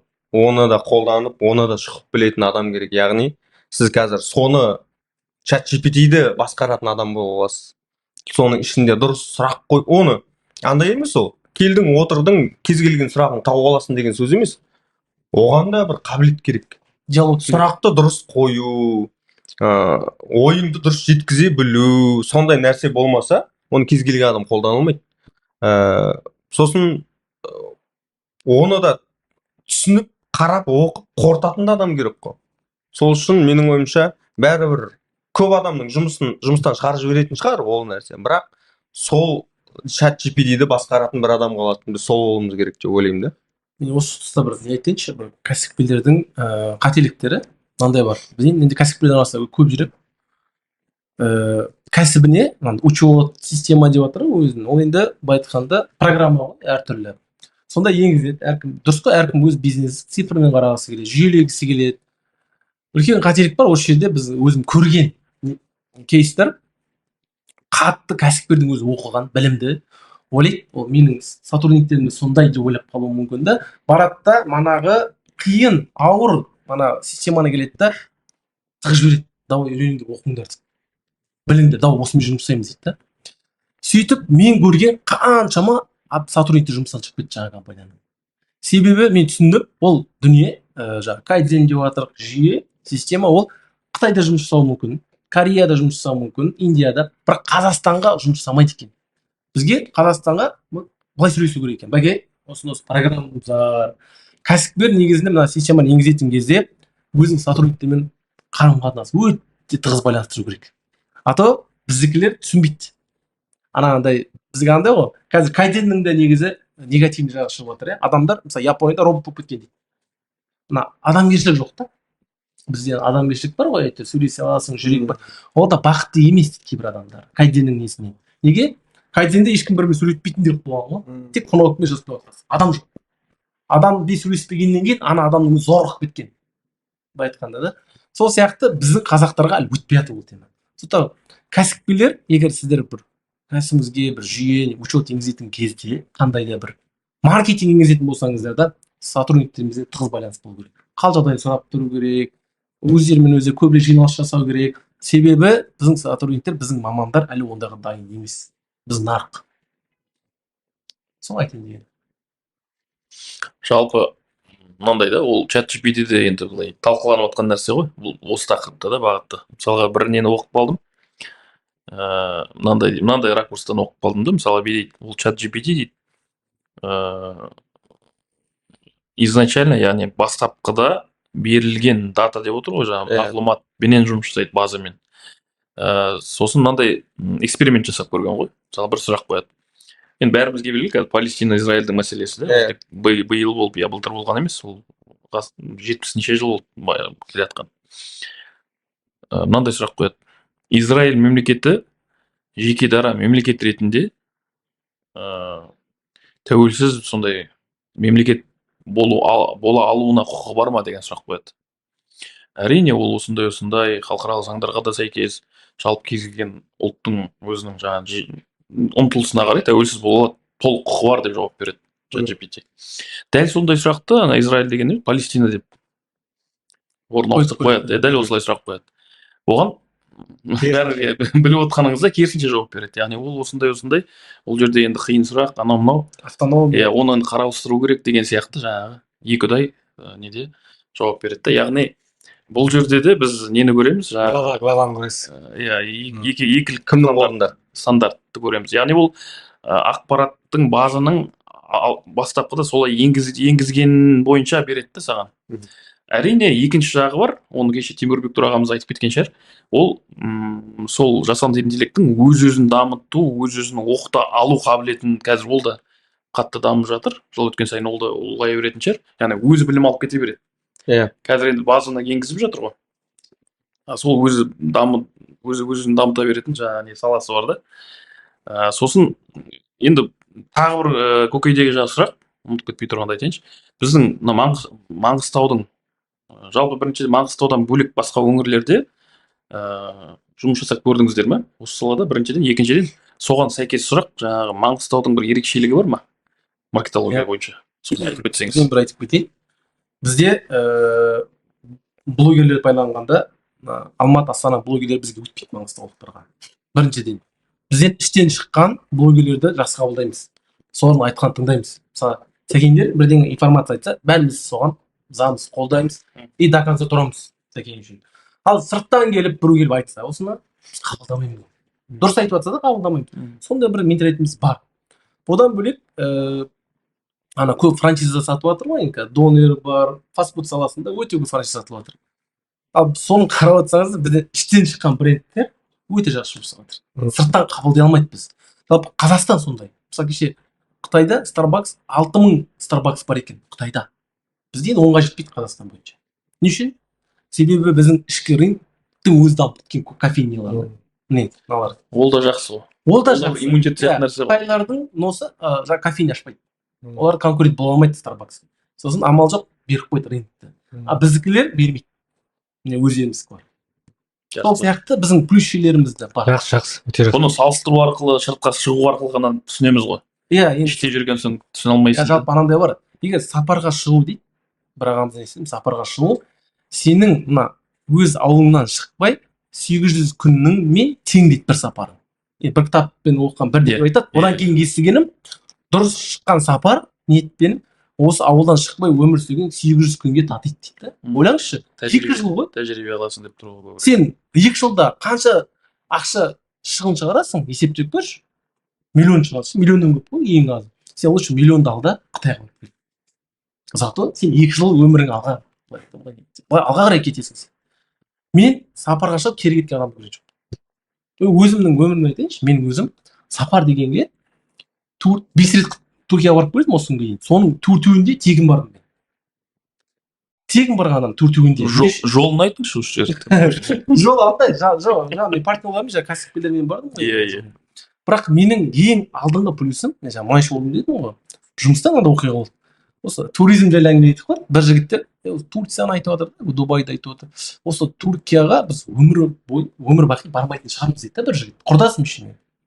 Мен ойланып қалдым, маған ой келді. Мен де сөйтем ба не деген ой келді да. Бірақ мен іште өзім шектеген жоқпын. Бірақ ана кісіге жауап берген жоқпын. Бірақ былай айттым, бірақ өзің шектемеші дедім, бір айттым болды. Бірақ іште өзім ойланып қалдым ба сол жерде отырып қалдым. Мен де бара алмаймын ба не Түркияға дедім да. Сөйтіп ойландым, бірақ шектеген жоқпын. Бір құдайға тапсам көреміз дедім. Бір араға бір жыл жарым ба салып Түркияда отырып сол есіме түседі ғой Түркияда отырғанда. Қараймын да, айналдым. Вообще танымайтын адамдармен келгенмін ғой. Сол кезде танымаймын ол кісілерді.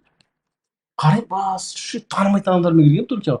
Еще тегін келгенмін. Компанияның аралығында. Түсіндім, ала дедім да. Сен өзің шектемесең, аласың шектемейді екен негізінде. Сапар жайлы айтып отыр ғой, мысалы мен адамның көкжиегі дейді ғой, көкжиегі кеңу керек адам. Сол кезде ойлану қабілеті, мен мысалы Гонконгтен елге бардым. Гонконгтың мысалға бір жылдық бюджеті бұл бүкіл СНГ-ден көп. Арал Маңғыстаудың территориясы кішкенше ал ана домдарын көргенде ана домдар Нью-Йорктан көп. Домдар бар ғой. Не небоскрептар. Иә, Нью-Йорктан көп. Ананы көзімен көрген кезінде енді Алланың құдіреті бар ғой, енді тау бар, бұл да Алланың себептері ғой, бірақ адамның қолынан шыққан дүниені көргенде мына миың жарылады да. Қалай деген сұрақ келеді да, қалай салады мына адам дегенге келеді. Демек, адамның қолынан бәрі зат келеді деген ішіңнен птичка оянады да. Деген менің қолымда жалпы үш нәрсені мойындамау керек дейді. Өзіңнің ауру екеніңді мойындамау керек дейді. Қолымнан келмейді дегенді мойындамау керек дейді. Кедей екеніңді мойындамау керек дейді. Ана жерде уже адамның қолынан бәрі зат келеді екен ғой, көзің жетеді да. Бір шабыт келеді іштен. Давай кино түсіремін деп. Қолымнан келеді. Былай айтқанда жаңағы Брусидің жаңағы не қылды? Өлген қаласы дейді, сол жақта қаза тапқан екен Брус. Джеки Чанның туған қаласы дейді. Музей нелер бар да жаңағының үстінде.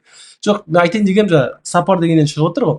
Просто қазір сізде де возможно болмауы мүмкін сапарға. Бірақ ең бастысы миыңызбен шектемеңіз, өтініш. Мен жұмыстасым болсақ, сол кісі әлі барған жоқ айтпашы. Просто ең бастысы өзің шектеме. Болды. Ары қарай өзі жеткізеді. Қазақ бір мақалмен жеткізген ғой, соны білесің бе? Айтыңыз. Ауылынан шықпаған адамның ақылы ауласынан аспайды деп айтады да. Ну, мен бір рет таңғалып едім. Біреу мақтанып отыр да. Мен өмірі осы қаладан шыққан жоқпын дейді да. Үлкен кісі болды да. Пойызға мінбегем, самолетқа ұшпағам деп мақтанып отыр да. Мен сосын ойланамын, ол мақтанатын зат па екен деп та. Сосын жаңағыдай одан бөлек мысалға адам сериал болсын, кино болсын, музыка болсын, соны тыңдаған жоқпын, мынаны оқыған жоқпын деп мақтанатын адамдарды түсінбеймін. Мысалы, бәрі қарап отқан, мысалы, Игра престолов деген сериал ба? Ол бір сериалдың жаңа деңгейіне шығуға, сценарийдің жазуының жаңа деңгейіне шығуға бір әсер еткен бір кино саласындағы тарихи нәрсе ол есептеледі да. Бірақ енді әрине ол жаңағы біздің моральдық этикалық жағынан нашар шығар, бірақ одан үйренетіндей нәрсеміз бар да. Ол қарамағаным деген кезде мен таңғаламын да, қалай қарамайсың сен? Сен сонымен бірге дамуыңа болады ғой. Ана қазақта жақсы сөз бар ғой, мысалы, жақсыдан үйрен, жаманнан жирен деп та. Біздер дейтін күнде көшеде де мысалы темекі шеккен адамды көріп жүрік, бірақ біз темекі шегіп отқан жоқпыз. Немесе арақ ішіп отқан адамды көріп отырық, бірақ арақ ішіп отқан жоқпыз. Яғни сен егер сана сезімің дұрыс болса, сен ол киноны, ол сериалды, немесе ол музыканы тыңдағаннан сен сондай болып кетпейсің. Жай ғана соның ішінен жақсы нәрселеріңді алып берсең де. Ол жаңа Гонконгта развраттың отаны, ол Европаға барсаң да развраттың отаны, ол жерде де бомждар бар. Бірақ сен сол жерде айтады ғой, Парижге бардым, мана Эйфелева башняның жан-жағың бәрі сідік сасып отыр дейді да. Бірақ сен сол жерге барып, культурасын үйреніп, олардың кухнясын үйреніп, олардың жаңағы туризмді қалай дамытып отқанын үйретіп келуіңе болады. Немесе жаңағы жаман жерлерін қарап келсең болады да, ол өзіңе байланысты. Сондықтан сапарға шығу өте дұрыс деп ойлаймын. Тәкең айтып отыр ғой, көп жерге шыққан жігіт. Маған тәкеңнің ұнап отқан жері да, барған кезде өте әдемі жақтарын ғана көріп, әдемі жерлерін айтып отыр да. Біз де сондай болуымыз керек та. Жаңаөзенде тұрсақ, Ақтауға барып көруіміз керек, Ақтауда тұрсақ, Атырауға барып көруіміз керек.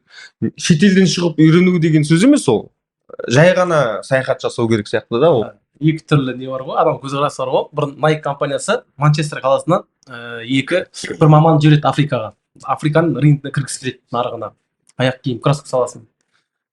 Сосын бір кісіні жібереді, аналитикте барып қара. Бізге информация айтты. Артынша анаған айтпайды, екінші адам жібереді. Бірінші барған адам не істейді? Африканстарды түгел жалаң аяқ жүр. Аяқ. Тұрады, бұлар вообще аяқ киім деген білмейді. Вообще ашудың қажеті жоқ, Nike компаниясын дейді Африкадан. Керек емес, бұл білмейді. Аяқ киімде жоқ, шөппен ба бірдеңемен киіп жүр дейді ғой. Екінші адам келеді, ол да жаңағы аналитика жасайды, рингті қарайды, звондайды орталыққа. Срочно компания ашу керек Африкадан дейді ғой. Мына жақта ешкім аяқ киімсіз жүр, аяқ киім сату керек дейді. Иә, болады. Жаңағы екі түрлі көзқарас та, жаңағы біреу арашымын деп көреді ғой. Сондықтан адамның екі түрлі көзқарасы бар. Менікі бірақ көбінесе позитивный, менікі позитив жағын қарап, оның да но жағы бар. Мен критика жағын көп қарай алмаймын. Көп жаңағыдай, Марал Сейсенбаев сияқты көп алдандым дейді, көп менде сондай бар. нағара деп алдап жүрсең. айтайын деген жаңағы позитивный жағынан Дұрыс. қарауға тырысамыз. Сол ғой мен күшті кездесің. Соны айта алмай отыр. екеуміз деген өзі бірінші кездесуіміз емес па? Жоқ. Келісесіз ба? Біз ана адамды Бір шай ішіп алғанымыз бар. көкжиеге деп отырып қой, жаңа жалғас деген ағамыз бар, домино посудадан сатады, бренд қой Қазақстан бойынша. Сол кісімен ағамыз сөйлесіп жатсақ, сол кісі айтады, мен бұрын Ақтауда кәсіп жасадым дейді да. Ақтауда жасағанда менде ойымда мынау кетпейтін еді дейді. Мен Жаңаөзен қаласына не сатамын, Ақтауға не сатамын, Бейнеуге не сатамын деп ойланатын едім дейді. И мен Алматыға көшіп кеттім дейді. Алматыға барғанда уже мен облысты ойланатын болдым дейді. Так, Маңғыстауға не сатамын, Семейге не сатамын, Қарағандыға не сатамын деген сияқты уже мен масштабым кең басады. Қытайға бардым дейді. Қытай үлкен заводты көрдім, логистика компанияны көрдім. Мына контейнер Канадаға кетіп жатыр деп айтады. Мына контейнер Австралияға кетіп жатыр. Уже менде андай идея келді. Әлемге не сатамын деген идея келді. Қазір сол ағамыз сол идеямен Марста тұрып отыр деші. сол ағамыз нәтижесін айтайын да, сол ағамыз сол идеямен қазір Польшаға көшіп кетті. Семьясымен да. Қазір Польшада бизнес ашып жатыр. Қарап отырсаң, жаңағыдай ғой, ол Ақтаудан шықты, көрді. Сенің ол жай да, ол негізінде адамның өзгеріс, даму өте жай болады адамда.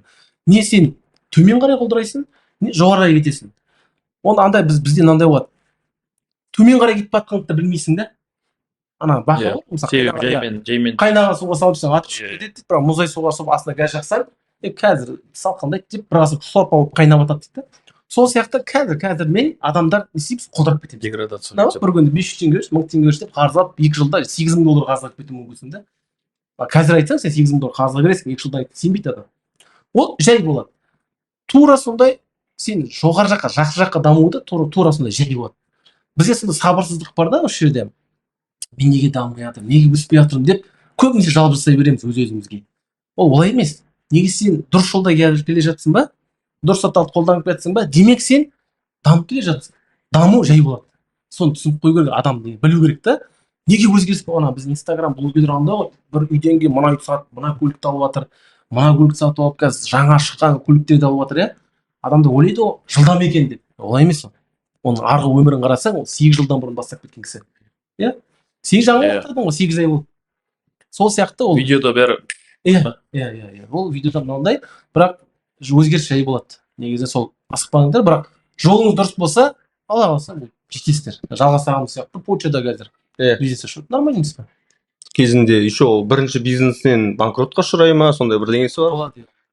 Ол бірден өйтіп байып күшті болып кеткен жоқ та. Сосын жаңағы кім айтып жатыр ғой, мұнайдан кетіп қалған адам ғой Сәкең. Мен Газаймақ дейтін мекемеде жұмыс жасап жүріп, сол жерден кетіп қалып маркетингке кеттім да. Яғни мен де өтіп келген жоқпын. Маған өте қорқынышты болды кетіп қалу. Тәуекел ету, 2 балаң бар, ата-анаңмен бірге тұрасың, бағу керек. Қалай ол деп. Бірақ енді Алланың қалауымен жұмысымды тастап кеттім. Қазіргі шүкір бұрынғы жұмыс орнынан көбірек ақша табамын. Абыройымыз бар, шетелге шығып көрдік, оқуымыз дамып жатыр. Ең бастысы еркінсің ғой. Иә, еркінмін. Иә, өте қатты қуанамын сол кезде кетіп қалғаныма да. Себебі жаңағы Алла тәуекел жасағандарды жақсы көреді дейді ғой. Бір оқиға бар да. Бір кісіге шетелдік, енді ол қиса сияқты әңгіме, шын өтірігі нақты белгісіз. Бір кісіге мұрамен байлық келіп қалады ғой, аяқ астынан. Ол кішкене ақылсыздау кісі дейді да. Сосын қасындағы бизнесмендер жыны келеді екен енді. Бір сәтте батып кетті ғой мынау енді. Сосын прикол ұстап, мынаны дейтін әртүрлі нәрсеге тығай береді екен да. Сосын бір күн айтады, сен Африкаға бар дейді. Мына Библия деген кітапты ал да сол жаққа сат дейді. Ой, дейді, базар жоқ дейді. Ақылды, мынау күшті екен дейді да. Кемеге заттарын салып алады да сол жаққа басады.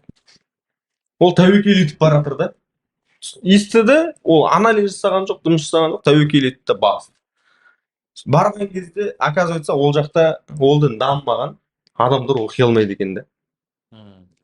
Сосын мынау келген кезде, мына жақтан жаңағы басқа топ келеді ғой. Олар сол елді жазу, оқуды үйрету, сосын осы дінді кіргізу деген миссиямен келген екен да. екеуі келеді да тоқтайды да айтады, мә біз сондаймен келіп тұрдық дейді, как раз менде бір кеме библия бар дейді, анын полный сатып алады да. Анау тәуекел етіп шыққанына орай да, мә анау мәз болып кетеді да қайтып келеді достарына, аналар жынданып жатыр. Айтады, жігіттер рахмет дейді, мен дейтін апардым дейді, бір күнде өтіп кетті, сондай адамдар келіп тұр екен дейді. Мыналар одан сайын жынданады да, мынаны ұмытпасам, мына Англияда Ньюкасл деген жер бар, мұнайдың астанасы ғой деймін, ұмытпасам. Айтады, сол жерге мұнай сатшы дейді ғой мынаған. Ол айтады, ой рахмет, мынау жақсы идея дейді, тағы да тәуекелмен кетеді ғой. Мұнайдың астанасы, енді былай қарап отырсаң, Маңғыстауға келіп мұнай сат, бір шетелден әкеліп мұнай сатқанмен тең ғой енді. Алып алады да барады. Барған кезде оларда забастовка болып жатыр екен да. Забастовка болып жатыр, қарайған танкер мұнай сұрап келіп тұр. Мынау келеді да өзінің жинаған мұнай. Өндіріс тоқтап қалды, ешкім мұнай бермейді, қырғын болып жатыр. Клиенттерді жібермеу керек. Анау келеді, сенде мұнай бар ма? Бар, алады да кетеді, мынау қайтып келеді да. Айтады, жігіттер көп рахмет. Мен мұнайды да сатып жібердім дейді да. Сол үшін тәуекел етіп білу керек. Сәттілік дегенде. Тәуекел етіп білу керек. Мана Тәкең де айтып отыр, мен мұнайдан кетіп қалдым деп. Мен де мұнай саласынан кетіп қалып жатырмын. Жұмыс көп. Ең бастысы ниет болу керек, сосын дұрыс тәуекел жасап білу керек. Енді әрине анализ жасау керек, мен ана жерде анализ жасамау керек дегенді айтпаймын, бірақ өту керек. бұл жерде енді менің оқиғамда анализ жасалмаған ғой, бірақ мен өзім анализ жасадым, Тәкең анализ жасады, сондай бір ситуацияларға келіп қалдық та біздер, бірақ тәуекел етсең Алла тағала бәрін реттейді. Анализ туралы тарихтен, исламский тарихтен бір оқиға айтып берейін. Ана біздің 10 сахабаның ішінде миллиардер сахаба бар, білесіз, Абдурахман ибн Ауф радиаллаху анху, білесіз. Сондай кісі болған ғой, бизнесмен кісі болған ғой. Ол сондай анализ жасайтын болғанда Мединаның базарына барады. Бір кіріп шығайын деп айтады да, Мединаға. Бір кіріп айналып шығады да, нелерді көреді, саудалардың ненің үстінде тұрғандарын бәрін қарап қайтып шығып кетеді да. Қазір келеміз дейді, қазір барады да, құрмаға не істейді андай. Салонка дейді ғой, үсті жабылатын. Сосын, құрмалар? Құрмалар былай нені сатылатын болған ғой. Жайма. Жайма. Упаковка дейді ғой. Жүзіп келеді, базарға кіріп келеді, қолында жаңа салонкасы бар. Сосын айтады, мынадай нәрсе, мынаған құрман саласың, бүйтіп үстіне шыбын қонбас үшін кіршікшін жауып қоясың, түрі де әдемі дейді. Бір айналып жатыр, содан кейін ананың базардың бәрі жаңа несін сұрап кетеді ғой үшін. Сондай адам болған ғой. Сосын қанша несін жихадқа жіберетін болған ғой. Дүниясын. Түгел жіберді. Түйе туралы оқиғасы да бар ғой. Ана неге? Мұрында ойлайтын, ноқта деп айта ма? Базарда бір аралап шығады. Түйені сатып алады да, ноқтасын шешіп алады екен де, өз бағасына қайттан сатып жібереді екен де. Сосын келесі түйені сатып алады, шешіп алады да, оны қайттан өз бағасына сатып жібереді дейді. Сөйтіп базардағы бәрін сатып жіберген. Енді бәрінде мұрнына тағатын ештеңе жоқ. Бәрін келіп содан сатып алады дейді да. И сол арқылы байып кеткен дейді да. Ол да бір бізде уақыт болса жаңа бір идеология жөнінде айтып кетейінші. Мына жаңа айтып отырмық қой, біз енді Маңғыстауға не істей аламыз деп отырсыз ғой. Мысалы ана бәрі ана кітап бар ғой, бәріміз оқыған. Волейболда ең бай адам дейді, ана Архат деген жігіт бар ғой. Бай болады, өседі, дамиды. Волейболда ең бай адам болады, иә. Сонда патша айтады оған. Давай сен бай болдың, сен былай өзіңнің өмір сүргеніңді, тәжірибеңді бөлісейін дейді. Былай айтқанда мастер-класс жаса дейді. Сол жылдары былай айтқанда патша ұсыныс жасайды. Айтайын дегенім, енді бұл тарапта жаңа айтып отырсыз ғой, енді бізге үкіметтен көмек керек негізі. Бұл айтып отыр, фестиваль керек, жаңа мастер-класс керек, форум керек деп үкіметтің көмегі керек осы жерде бізге. Неге десең, біз өз қалтамыздан шығын шығару қазір ақтамауы мүмкін.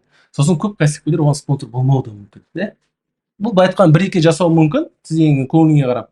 Кейін жалғаспай қалуы мүмкін. Сондықтан бізге үкімет тарапынан ұсыныс керек. Кеше мысалы Қытайда көрдік. Қытайда кәсіпкерлерге үкімет бірден бір көмекші. Мысалы 97-ші жылғы ашылған компанияны көрдім мен. Мына біздің Рахат 1 ғой.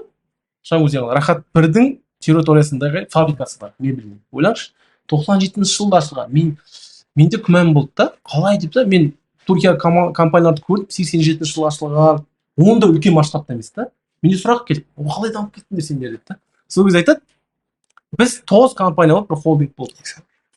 тоғыз компания холдинг болды, және үлкен мына жерімізді бізге Қытай елі тегін берді, үкімет тегін беріп отыр. Сол сияқты бізге үкімет қолдау көрсетпесе кәсіпкерлерге, мен айтайын, бұл өте баяу болуы мүмкін дамуымыз. Сондықтан үкіметтің көмегі керек. Уақыттан алтын сырға. Қай елдерге бардыңыз? Соның ішінен мысалы 1-2 елді атап кетсеңіз, көбірек инсайт алған. Қандай инсайт алдыңыз? 1-2 инсайт. Ерекше бір осы. Именно маркетинг жағынан инсайт па? Не байқадыңыз? Не істеп бардыңыз? Не байқадыңыз? Мен көп шетелге шыққан жоқпын. Өткен жылы Грузияға бардым. Маған бір ұнамаған жері бар. Біздің Қазақстанның маркетингі өте нашар деген тұжырымға келдім. Шетелде жүрік, қараймыз, танысамыз, сөйлесеміз. Сосын кез келген елге барғанда қай жақтан келдің деп сұрайды. Қазақстан десең, көп адам білмейді. Ол жерде енді жаңағы үлкен шалдары 60-70-тен асқандар біледі. Олар орысша да біледі. Қазақстанды да біледі. Кейбіреулер енді былай біледі да. Жастары, орта жастағы бізбен жастылар орысша да сөйлеп білмейді, ағылшынша, грузинше біледі. Қазақстан туралы мүлде информация білмейді. Жастары осы бізді кореец деп, китаец деп ойлап жүр да. Бір жерден, бір музей сияқты жерден шығып кетсақ, коничуа дейді, сосын мен тоқтадым да айтам, hello, my name is Matchan, I'm from Kazakhstan, бірдеңе деп барынша бүкіл ағылшыншамды жинап айтып жатырмын. Сосын тұрамын да айтам, Димаш Құдайбергенов танисың ба? Танымаймыз. Шафқат Рахмонов танисың ба? UFC бірдеңе? Жоқ, танымаймын. Айтам, қазір козыры бар менде. Бокстан кәдімгі мықты Triple G, Геннадий Головкин танисың ба? Танымаймын. Айтам, қалайсыңдар, білмейсіңдер. Вроде жақын еліміз. Ол грузиндер де танымай ма? жастардың сауатсыздығынан ғой. Мен айтып тастайын енді. Қалай грузиндер? Енді ол Батумида жүр. Түсінсің ба? Батуми жақта жүр. Мен скорее всего енді ол еще айтып отырмын ғой, орысша сөйлеп білмейтіндері. Ол машина сататындар әрине таниды олар. Олар орысша сөйлейді да. Ағылшынша сөйлейтін, который енді өсіп келе жатқан грузиндер танымайды да. Бізді орта жастағылар. Сосын мен ойлаймын, қазір Кореяға барсақ та біз Triple G-ді айтып мақтана алмаймыз. Ол Америкаға барсақ, скорее всего Triple G-ді білетін шығар. Ойлаймыз ғой, Китайға барып, Димашты айтсақ, барлық қытайлық таниды деп та, ол жоқ, біз эксперимент жасап көрдік. шын әніне келгенде ол ешкім танымайды екен. Фотосын көрсеттік көп жерде. Сондықтан бізге Қазақстанның манағы маркетингін өте қатты мықты жасауымыз керек. Біз жаңа Нұрлан Қоянбаевтың жасап жатқан жобалары маған өте қатты ұнайды, қазақ тілін, қазақты дамытатын да. Оны бір подкастта отырып айтады, ана Кэмерон дейтін режиссер шақырып алып кино түсірейік деген сияқты. Сондай нәрселерді көп жасау керек та бізге. Ол бізге шығын алып келуі мүмкін, бірақ ол артынан қайтып келетін нәрсе да. Бізде тіпті сондай мүмкіндіктер болды. Жаңағы Стражи Галактикиді Астанада түсірейік деген ұсыныстар болған. Солардан үкімет өкінішке орай рұқсат бермей қойған да. Егер ондай нәрселер, ол да бір маркетингтің бір түрі ғой. Сол Стражи Галактикиді түскен жерге көрейінші, қарайыншы деп, ана Новая Зеландия дейтін жерлерге көп адамдар барады, потому что маған Властелин колец түсірілген деген сияқты. Сондықтан ең бірінші нәрсе біздің Қазақстанымыздың маркетингін үлкейту керек. Соны түсініп келдім да, мен қатты істеп келдім. Неге мен тақия киіп шықпадым? Мен неге жаңағы Қазақстанның туы бар футболка киіп алмадым деген сияқты, хотя бы бір 4-5 адам танытып кететін едім ғой деген тұжырымға келдім да. Европалық киім үлгісі жақсы, ағылшынша сөйлегенім жақсы, бірақ шетелге шыққанда міндетті түрде қазақи нәрсемен тойып баруымыз керек екен. Сонда ол енді бір кішігірім маркетинг қой. Хотя 5 адамда Назарбаев айтады ғой, черный пиар тоже пиар дейді. Сол сияқты. Ол жаңа біз шықтық, мен жаңа маркетинг қай елдерде отырсың ғой, ұнаған инсайттар. Бізде мынандай болды, қазақилық деген бір жауап берейінші. Біз 8 жігіт болып кеттік Қытайға.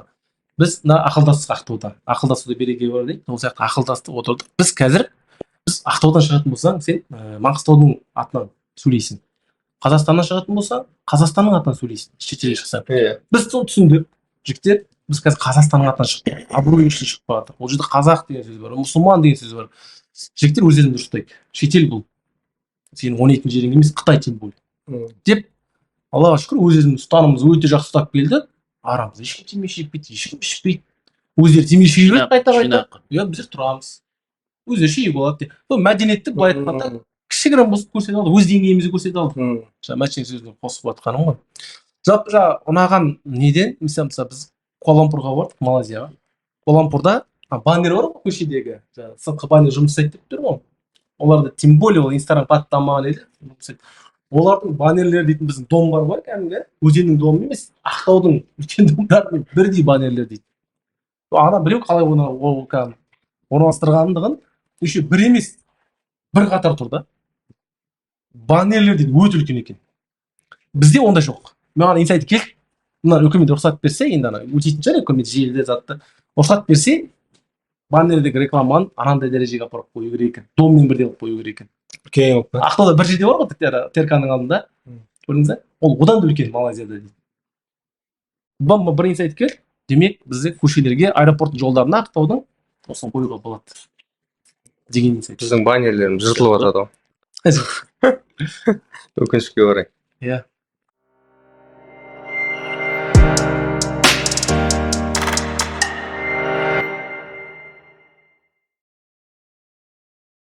Бір саланы дамыту аз да бізге да. Бізге бүкіл идеологияны жөндеу керек деп өзім ойлаймын. Себебі маркетингте әртүрлі нәрселер жасап жатырық қой, бірақ соны бағалайтын адамдар көп керек та. Манағы Черчилл деген кісі ғой деймін айтқан. Бізге мына соғысып жатыр өздері. Сол айтады, мына операға ақша бөліп, кино түсіруге ақша бөліп, музыкаға ақша бөліп отыр дейді да. Сосын жаңағы театрларын дұрыс сақтап сөйтіп. Сосын айтады, сен соғысып жатқанда не керек саған, концерт не керек? Адамдар қырылып жатыр деп. Бюджеттік кесіп тастайды ғой, ана министр келіп айтады ғой. Иә, сонда дейді, анау енді Культура, мәдениетті кесіп тастадық дейді ғой. егер біз мәдениет үшін соғыспасақ, онда не керек дейді да, мынаның бәрі. Мәдениет үшін соғысып жатыр. Иә, яғни соғыстың арғы түбі бұл мәдениеттердің соғысы. Яғни мына көзқараспен мына көзқарастың соғысы. Иә, Деген сондықтан сияқты. ол үлкен нәрсе да, біздің мәдениетімізді дамыту керек. Жаңағы біздің жастар театрға бару керек. Тек қана жас емес. Біздің жастар жақсы дамып кеткен негізінде бар ғой. Үлкен кісілер театрға бару керек. Үлкен кісілер концертке бару керек. Жастармен бірігіп, көшедегі концерттерге бару керек. Біздер кейде ана адамды мен бәрін білем дейтін құртады ғой. Үлкен кісілерде көбінде сондай түсінік бар да, өкінішке орай. Біз көп нәрсені білмейміз. Жастар да білмейді, үлкен кісілер де білмейді.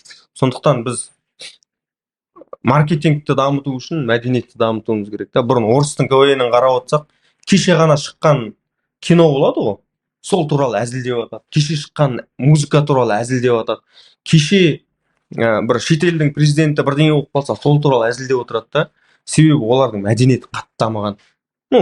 Біздікіне қарағанда жақсы да. Газет оқиды, кітап оқиды, кино қарайды. Олар барлығынан хабардар болып отырады. Мынау жаман екен деп тыңдамай қоймайды. Мысалға 91 жаман деді ма, оны тыңдамай тұрып оған ештеңе айтпайды. Бірінші тыңдайды, сосын барып айтады, мынау жаман екен дейді. Яғни сен дәмін татпай тұрып тамақтың жаман екенін білмейсің ғой, сол сияқты да. Ол барлығынан хабардар болып отырады. Сол кезде ғана маркетинг те дамиды, мәдениет те дамиды, біздің елімізде дамиды. Сондықтан менің ойым ғой, просто ар жағынан алып келу керек та. Білімді адам көп болса арамызда. Енді мен көп жерде айтамын, мен білімді адам емеспін, мен ақылды адаммын деп та. Себебі қазір физика, химия бірдеңеден сұраса, мен көп нәрсе білмей қалуым мүмкінмін да. Бірақ жаңағыдай ақылды болғанымның арқасында бүйтіп сытылып шығып кетіп жатырмын да. Бірақ менің орнымда менен де білімді адам болса, менен де кітапты жейтін адам болса, менен де мана көп көрген адам болса, мүмкіндіктер көбірек болады. мүмкіндік көбейеді. Мен де өсер едім да. Себебі айтамын, типа, мысалы, тәкеңді көріп отырмын да, мен тәкең енді здравый конкуренция жасайтын адам да. Ол маған қиянат жасамайды, мен оған да қиянат жасамаймын, бірақ тәкеңнен көремін да, получается, мен де Гонконгқа баруым керек. Мен де бұл кісінің оқыған кітабын оқуым керек. Бұл аналитика жасап жатыр ма, мен мықты аналитик болуым керек деп, яғни біліммен сондай қылып сайсамыз да. Яғни сыртынан барып, таң жарық дейтін, ол андай деп жаман сөзбен емес та. Сол үшін білімімізді өте қатты дамытуымыз керек. Жас балдардың көбі блогерлерге ереді, көбі жаңағы танымал адамдарға еріп сабақты қойып кетіп жатыр да. Біздер КВН-мен айналысып жүрген кезде айтатын еді да. КВН-мен айналысу үшін сабақ оқу керек па, мені мектептен жібермейді деймін да. Мен айтамын, ең бірінші сабақ оқу керек, сосын барып КВН. Әзілді шығару үшін білімді болуың керек. Мысалға әлемдегі мықты әзілдерді, сатириктерді қарасаң, барлығы білімді адам болған. Гарик Мартиросян дейтін жігіт 7 тіл ма біледі. Мысалға да, енді ол Россияның үлкен бір несі ғой, комедиясын дамытқан бір жігіт қой, 7 тіл біледі. Медицинский университет, академияны бітірген. Мысалы Бернард Шоу дейтін сатириктер бар, мысалға олардың білімі қандай үлкен да, бірақ солардың бір айтып кеткен афоризмі әлі күнге дейін біздер қолданамыз да. Сондай білім болса ғана сен әзілкеш те боласың, сен маркетолог та боласың, сен манағы мекемеде басқара аласың. Мұнайшы болсаң, мұнайшы да мықты боласың, мұғалім болсаң, мұғалімнен де мықты боласың. Бізде тіпті Маңғыстауда әлемде бірінші орын алып келген химик жігіт бар да, мысалы, әлем таласып отқанда, бірақ сол жігітке разы болатын, ол келіп, еліне келіп қызмет етіп жатыр да, себебі басқа адамдар дамыту керек қой. Сондықтан білімді болсаң, барлық саланы Билді жігіт айтып отқан жоқсың ба? Иә, билдағы жігіт. Сол ғой, ең бастысы білім алу керек, оқу керек, сосын барып бәрі мықты болады ғой. Бізде негізі бар ғой, ондай адамдар көп. Қайрат Хасанов деген жігіт бар.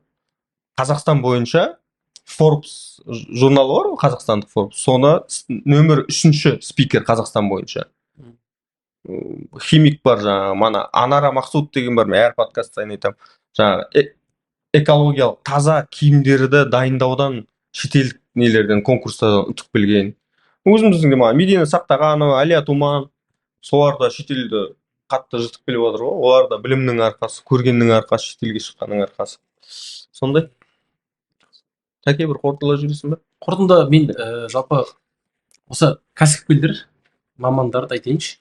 Сен неменен айналыссаң да, қазір әлемде қай елде қатты дамыған. Соны міндетті түрде көзіңмен бір рет көру. Өтініш. Кәдімгідей мен айтайын, қарыздансаң да тарш деп айтар едім. Мен дәл қазір соған амал жоқ айтуға тура келіп тұр. Мен өзім сөйтіп барған адам кейбір шетелдерге. Неге десе, сен ана көзіңмен көрмей, мысалы мен Түркияда мебельмен жұмыс жасадық қой. Мен бардық, бір Бурса дейтін облыс, құттақындай Жаңаөзен қаласынан да құттай бір қала бар. Инегүл деген қала бар. 2000 фабрика бар, официально. 2000 фабрика бар. Тұрғыны 160-120 мың тұрғыны. Біз Жаңаөзеннен кішкентай. 2000 фабрика, ойлаңызшы. Біздің Қазақстанда өзенде ондай жоқ, Қазақстанда жоқ ондай дүние. Сол сияқты оны көзіңмен көрсе, жаңағы алады. Дейсің да?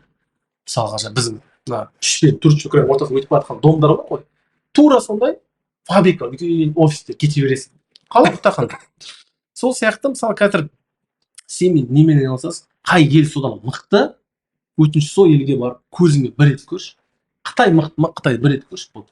Оған біздің үкімет те соны көмектесу керек деп ойлаймын, бірақ өзің адам ретінде, кәсіпкер ретінде, тұлға ретінде міндетті түрде барып көр деп. Бір айтар едім, қорытынды сол. Шыңыздар айтарымыз. Сіз қорытынды. Тамаша. Енді бұдан артық не айтамыз енді. Жақсы әңгіме болды. Көп пайдалы ақпарат берілген сияқты. Тағы да бір әттең осы айтылмай қалды деген нәрселерің болса. Сіздерде сұрақ бар ма? Маркетинг бойынша мынандай нәрсе, мынандай бір деңгей деген сияқты мүмкін. Сәке. Біз соңғы жағы жалпы маркетингіміз кішкене басқа. Жоқ. Біз енді маркетингтен мен өзім жақсы ақпарат алған сияқтымын. Маркетинг, жалпы маркетинг туралы. Оның ішінде жаңағы Қазақстанның басқа шетелмен салыстыру деген мәселелерде өте жақсы. Енді ол жаңа өздері айтып кетті ғой басында. Бір аяққа тұрып келе жатқан сала сияқты ғой. Түсінгенім, мен жалпы түсінгенім да қорытындылай. Және бұл салада әлде де көбірек тер төгу керек сияқты біздерге. Бірақ бір жағынан плюстеріміз де бар. Жаңа анализ деп отырмыз ғой. Негізі жалпы Қазақстанды басқа әлем деңгейде салыстырып бір анализ жасау керек сияқты. Қай жерде бізде жаңағы свот анализ, қай жерде плюсымыз бар, қай жерде минусымыз бар, қай жерде біз мықтымыз, сәйкесінше соған қарай біз қозғалуымыз керек. Плюсымызды жаңағы былай пайдаланып, минусымыздың өзін басқаша былай қарай пайдаланып дегендей. Мүмкін бір оқытатын платформалар ма көбірек ұйымдастыру керек шығар жаңағы. Енді офлайн, онлайн екі түрлі болады ғой енді жалпы. Жаңағы платформада. Онлайн платформа бар, офлайн бар. Енді офлайнның берері көп шығар. Оқу бойынша бар ғой. жалпы үкіметтен де көп оқулар ұйымдастырылып жатыр. Мысалға мобилографиядан тегін курстар оқылып жатыр. Жаңа жастар басқармасында қазір Мұқаш деген, Абылай деген жігіттер бар. Солар келгелі сол бағытқа көп не қойылып жатыр. Иә. Жаңа дебат, жайдарман, иә, олардан бөлек жаңа мобилография, СММ, тағы да басқа түрлеріне тегін оқулар бар. Тіпті кейбіреуінде жобаларына талаптан деген жоба ғой деймін, ұмытпасам. Сол жерде оқытады, жұмыс табуына дейін көмектесуге дейін барады да. Сондықтан мүмкін сондайларды да қолдану керек шығар. Сосын жаңа білім алуды тек қана сол қызметті көрсететін адам емес, кәсіпкерлерде маркетингтің не екенін оқып, түсініп білгенін қалаймын да. Себебі кейбір мекемелерге барып сөйлесіп отырған кезде көп айтып түсінбей отырады. Ол айтады, маған тек ана Инстаграм жүргізбеші дейді. Маған сол 30 пост салсаң жеткілікті дейді. Мен айтамын, ол постпен есептелмейді ол деймін да. Ол пост 100 болуы мүмкін айына. Бірақ ана не ғой, SMM маман мықты болса, бір постпен де саған 100 клиент алып келеді, немесе 100 постпен 100 клиент алып келеді да, соны білу керек та. Сондай нәрселерін қатты білмей атады кейбір кәсіпкерлер. Айтады, сен кімсің? Даже ана маркетолог, мобилограф, SMM дейтінден де қақпай атады да, айтады, сен кім? Ана телефонға түсіретін сен емес па дейді да. И отырасың, мен қазір маған не түсіндіремін деп та. Не айтамын мен, қалай қызметімді ұсынамын деп. Сондықтан бар бізде мықты кәсіпкерлер маркетингті түсініп отырған, бірақ көбі түсінбейтіндер де бар да. 80% түсінбейді. Осы орайда сол кәсіпкерлер білім алса деймін ғой. Ағартушылық деген нәрсе ол меніңше қатар жүру керек жалпы кез келген салада, әсіресе енді дамып жатқан салада. Идея ғой менікі тек. Мысалға жаңа осы коллаборация туралы, жалпына интеграция дейміз, бір-бірімізбен байланысу туралы көбірек айтып жатырмыз ғой. Синергия дейді жаңағы үлкен бизнес орталарда, әлем деңгейде. Мысалға жаңа өзі санаулы осы саусақпен санарлық азамат жігіттер бар шығар, осы салада кішкене жетістікке жетіп көрініп жүрген. Солардың басын бір қосып, жаңа оның үстіне бар дедіңіз ғой, орталық банкет бар дедіңіз. Сол жерден орталықтан бір білмеймін, бір мысалға ақпараттандыру, ағартушылық бағытта бір қысқа роликтер неге түсірмеске? Яғни ол айналып келгенде сізге жұмыс жасайды. Себебі қарапайым жаңа айтқан компанияның басшылары түсіне алатындай бір роликтер, бір қысқа Инстаграмға неге өтетіндей, WhatsAppпен таратып жіберуге де болатындай қарапайым тілмен түсіндіретін, мысалға SMM деген мынандай нәрсе, бұл жалпы маркетинг мынандай салалардан тұрады деген сияқты мысалға да. Енді сол ағартушылық бағыты бойынша жалпы мен құттай кеңес деген нәрседен бастадым Инстаграмда да. Пандемия басталып кетті, не істерімізді білмей қалдық. Сосын жаңағы әртүрлі нәрселердегі кеңестер беріп бастадым. Телефонды былай қоюға болады, рингтон қоюға болады, лайфхактар айтып бастадым. Сонымен танымал болып бастадым. Сосын оны қойып кеттік.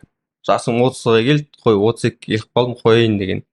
Бірақ қазір міне 200 шақты адамды басын қостым. Енді мен қазір қайтадан бастап жатырмын. Әртүрлі бағыттағы осындай нәрсе. Сол чатта отырған адамдарды оқыту. Сосын жоспар бойынша былай. Қазір мен өзімнің жеке брендімді қалыптастырамын. Чаттағы 200 адамға жайлап білім беретін бір жүйе қалыптастырамын. Сосын күздің ортасына қарай бизнесмендер мен осы фрилансерлердің адамдарына, осы сол салада жүрген адамдарға қазақ тілінде үлкен бір форум ұйымдастырғым келеді. Яғни адамдар келіп, бизнесмен де маркетологтан не сұрау керек екенін үйренетін, маркетинг саласында жүрген адамдарда бизнесменге не айту керек екенін үйрететін бір үлкен жоба жасағым келеді. Тек қана қазақ тілінде. Сосын осы Қазақстанда кейбір маркетологтар бар, олар Алматыда жүр, бірақ олар көп ешкім білмейді. Сондай мықты мамандарды әкеліп, осы жаққа сөйлетіп, сондай бір форум ол бір науқан сияқты нәрсе ғой, жылына 1-2 рет істерсің да. Ал мына жүйелі түрде жаңа тамшы ұқсаған кішкентай 30 секунд, 40 секундтық роликтерді қатты қиын емес сияқты ғой дегенім ғой менің ойымша. Жалпы бұйырса мен өзім бір не істегім келіп жүр. Мен енді сырт көзден мен айтып жатқан нәрсе қабылдайсыз, қабылдамайсыз өзіңіз білесіз ғой. Мысалға маман дайындау мәселесін айтып кеттік қой, мына бір үлкен проблема деп. Мысалы тағы да сол айтарымда бірігіп, мына бұрын өздерің білесіздер, Тимур Академия сияқты бір орталық болды кезінде әртүрлі саланы дамытуға, оларда осы идеямен екінші жастарға не бере аламыз деп соны бастаған. Дәл ондай емес, бірақ осыған ұқсас, яғни принципін айтып отырмын да. Жастарды бір дайындап, практикалық кәдімгі бір кейстарды Жоспар да бар. алып, сондай жасап, ол жерден мысалға ол орталықтың мысалға осы өздері сияқты көшбасшы мысалға жігіттердің ұйымдастырып жатқан екен белгілі. Одан сіз тіпті былай айтқанда қаржылық материалдық пайда таппағаныңызбен дәл сол орталықтың өзінен сол орталықты мына жігіттер ұйымдастырып жатыр, бұл мықты жігіттер, бұлардың шәкірттері бар, міне қазір менде жұмыс жасап жатыр деген брендтің өзі болашақта ол сізге көп не беретін сияқты. Менің ойым ғой өзім просто. Осы бағытта да бір түртіп қарау керек сияқты. Жоспарда бір сондай бір қызық проект жасағым келіп жүр. Сол мана айтып отырмын, поэтапно форум өтсем, форумнан кейін жеке өзіме бір сондай оқыту бір нәрсесін жасағым келеді. Бірақ оны толық айтқым келмейді. Бұл манағы мәселені де шешетін сияқты да. Себебі бізде андай ғой, нарық өспей, біз де өспейміз да. Сол үшін сондай нәрсеге бару керек сияқты. Бәрібір бір адам оны жасау керек, амал жоқ. Қалай болмасын. Тіпті бірнеше адам жасау керек. Себебі жаңағы айтқандай Қанша бұйырса курсын жасайды шығар, тәке? Саннан сапа шығады ғой. Саннан сапа шығады. Мысалға, сізден білмеймін 50 адамды оқытып, одан 5 мықты өзіңден кейін де бәлкім өзіңнен де асып кететіндей мықты маман шығарсаң, сіздің тараптан да 50 адамды оқытып, одан бір 5 мықты маман шығарылса, одан ұтылмайды ешкім деп ойлаймын да мен ойымша. Жалпы Маңғыстауда, жалпы Қазақстан, Маңғыстауда осы бір жігіттер бар деп Алматыда айтып отырса деймін да. Олар 10 шақты жігіт шығарды, мықты. Қазір бәр жерде жүрмін, Қарағандыда, Астанада міне келіп жатыр. Мына бір жігіт солардың жігіттері деген сияқты қылып та мысалға дегенім ғой. Сондай деңгейде болса деген ойым ғой енді. Бізде футзал қазір қатты дамып жатыр ғой. Күшті сборный Қазақстанда жүр, сол сияқты да менің қолымнан шыққан балалар деп айтады қазір тренерлер да. Алтоқ бар, басқасы бар. Сол сияқты да сіздің братишка менің қолымнан шыққан деп арасында. Сөйтіп сондай ұсыныс қой. Болады ғой, Алла қаласа, ол үшін өзіміз лайықты болу керек деп ойлаймын. Біріншіден өзіміз ұстанымыз, көзқарасымыз лайықты болу керек. Кейін ол дүние болады да. Енді қазір жасайды дегенге болатын шығар, но бірақ қазір өзімде біз бәрінде идея бар, но бірақ уақыт өте келеді деп ойлап отырмын. Просто сіздің қастарыңызда братишка деген көріп жүрген жоқпын да мен. Жоқ, бар ма? Енді біз көп, мен өзім көп айтпайтын шығармын, көп көрсетпейтін шығармын. Енді көркем әлемнің өзінде біраз адам бізде жұмыс жасайды да. Одан бөлек блогерлердің де жұмысын реттеген сәттеріміз болды да. Заманауи коммент дейтін YouTube жобамыз бар біздің да. Соны жігіттер талантты, бірақ қалай ұйымдастыру керек екенін білмейді. Мысалға, енді соның бір ұйымдастыруына мен бір түрткі болып, соны бір ұйымдастырып берген жігіттер адаммын да. Қазір Дәулет дейтін жігіт бар, бұрын жарнама алмайтын еді ол жігіт та. Бірақ соны жарнама алуға үйрету, түсіндіру, көрсету, қалай түсіру керек. УМС-тегі өзіміздің әріптесіміз. Жоқ. Барыстар онда. Сосын Бауыржан Нұртай дейтін бажалар деген екі вайнер жігіт бар. Олардың да басында сол қалыптасып кетуіне көмектескен бар. Мысалы, қазір бұйырса Маңғыстауда енді бар шығар ондай, бірақ автоблогер шығады бұйырса осы жақын арада қазір контентін түсіріп бастап жатыр. Яғни сол саланы маркетинг жағынан білім беруінде де, сапалы блогер шығуынан да жайлап жұмыстанып жатыр. Барымызша қолымыздан келгенше. Біздікі бірақ енді орыстар айтады ғой, капля в море дейді ғой. Біздікі көрініп отырған жоқ та. Бізде бірақ біз академия дедік қой, маркетинг агентстводан 2 SMM шықты, қазір Нью-Йоркта оқып жатыр ол екеуі. Тамаша. Өздері қазір бізден үйренді, бізден бірге проект жасады, тәрбиемізді алды, бүйттік сөйттік, кейде ұрсып алдық. Өте мықты, жақсы дамыды. Аржан өздерінен де былай таланттары бар адамдар ғой. Бізде де сәл жол көрсетті деп ойлаймын, ағалық ретінде. Қазір олар өздері де обучение жасап, өздері оқытып жүр адамдар қазір. Тамаша. Ондайлар көп негізі. Сосын біздің осы салада жұмыс жасап жүргенімізге бір 3,5 жыл болып қалған шығар. Сосын менің ойымша енді біздің тәжірибеміз өте аз да, біліміміз де өте аз. Түсіндіре аламыз, бірдеңені көрсете аламыз, бірақ бізде мынандай тенденция пайда болды да.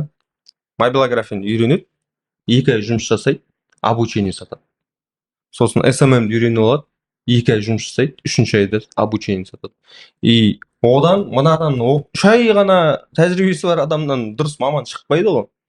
Сол үшін содан қорқамын да, мен қазір маркетингтен сабақ берсем, ол сосын жаман маман болып шықса, ол сосын анда барса қалай болады деген да. Сол үшін ол да бір үлкен жауапкершілік деп есептеймін. Сондықтан ол дұрыс кәдімгі қапталған, дұрыс білім беретін, бір жүйеге қойылған нәрсе болу керек сияқты. Бұйырса, жоқ, сізде мысалға мен қалай айтсам, мысалға белгілі бір деңгейде, мысалы 3,5 жыл дегенде, мысалға белгілі бір деңгейде тәжірибе деп ойлаймын. Біріншіден, екіншіден, ол білім алып бастағаныңызға 3,5 жыл емес шығар. Оның алдынан бастаған шығарсыз. Сондықтан оның бәрін қосып есептегенде біраз білім бар шығар деп ойлаймын. Кейде андай болады да, алтын аралық деген бар ғой, бір золотая середина. Кейде жаңа манада басында айтып кеттім ғой, кейде бір өз-өзімізді жаңа былай кері тартып төмендеу санап, мен әлі жетпеген сияқтымын деп, ол салыстырумен білінеді ғой. білім всегда жетпейді ғой. Иә, салыстырумен білінеді да, мысалға. Мүмкін білетін адам аз сөйлейді дейді ғой. Аз білетін адам көп білетін адам вообще қатты көп білетін адам вообще ештеңе айтпайды. Сәкен сияқты да. Сәкен үндемей отыр ма? Өзінің білімділігін көрсетіп, шуымыз гәпіріп отыр. Ана ғалымдар айтады ғой, пустой бутылканы соқсаң шаңқылдайды дейді да, а полный бутылканы шықсаң ұрсаң дейді да, дауыс шықпайды дейді. Сол сияқты отыр ғой.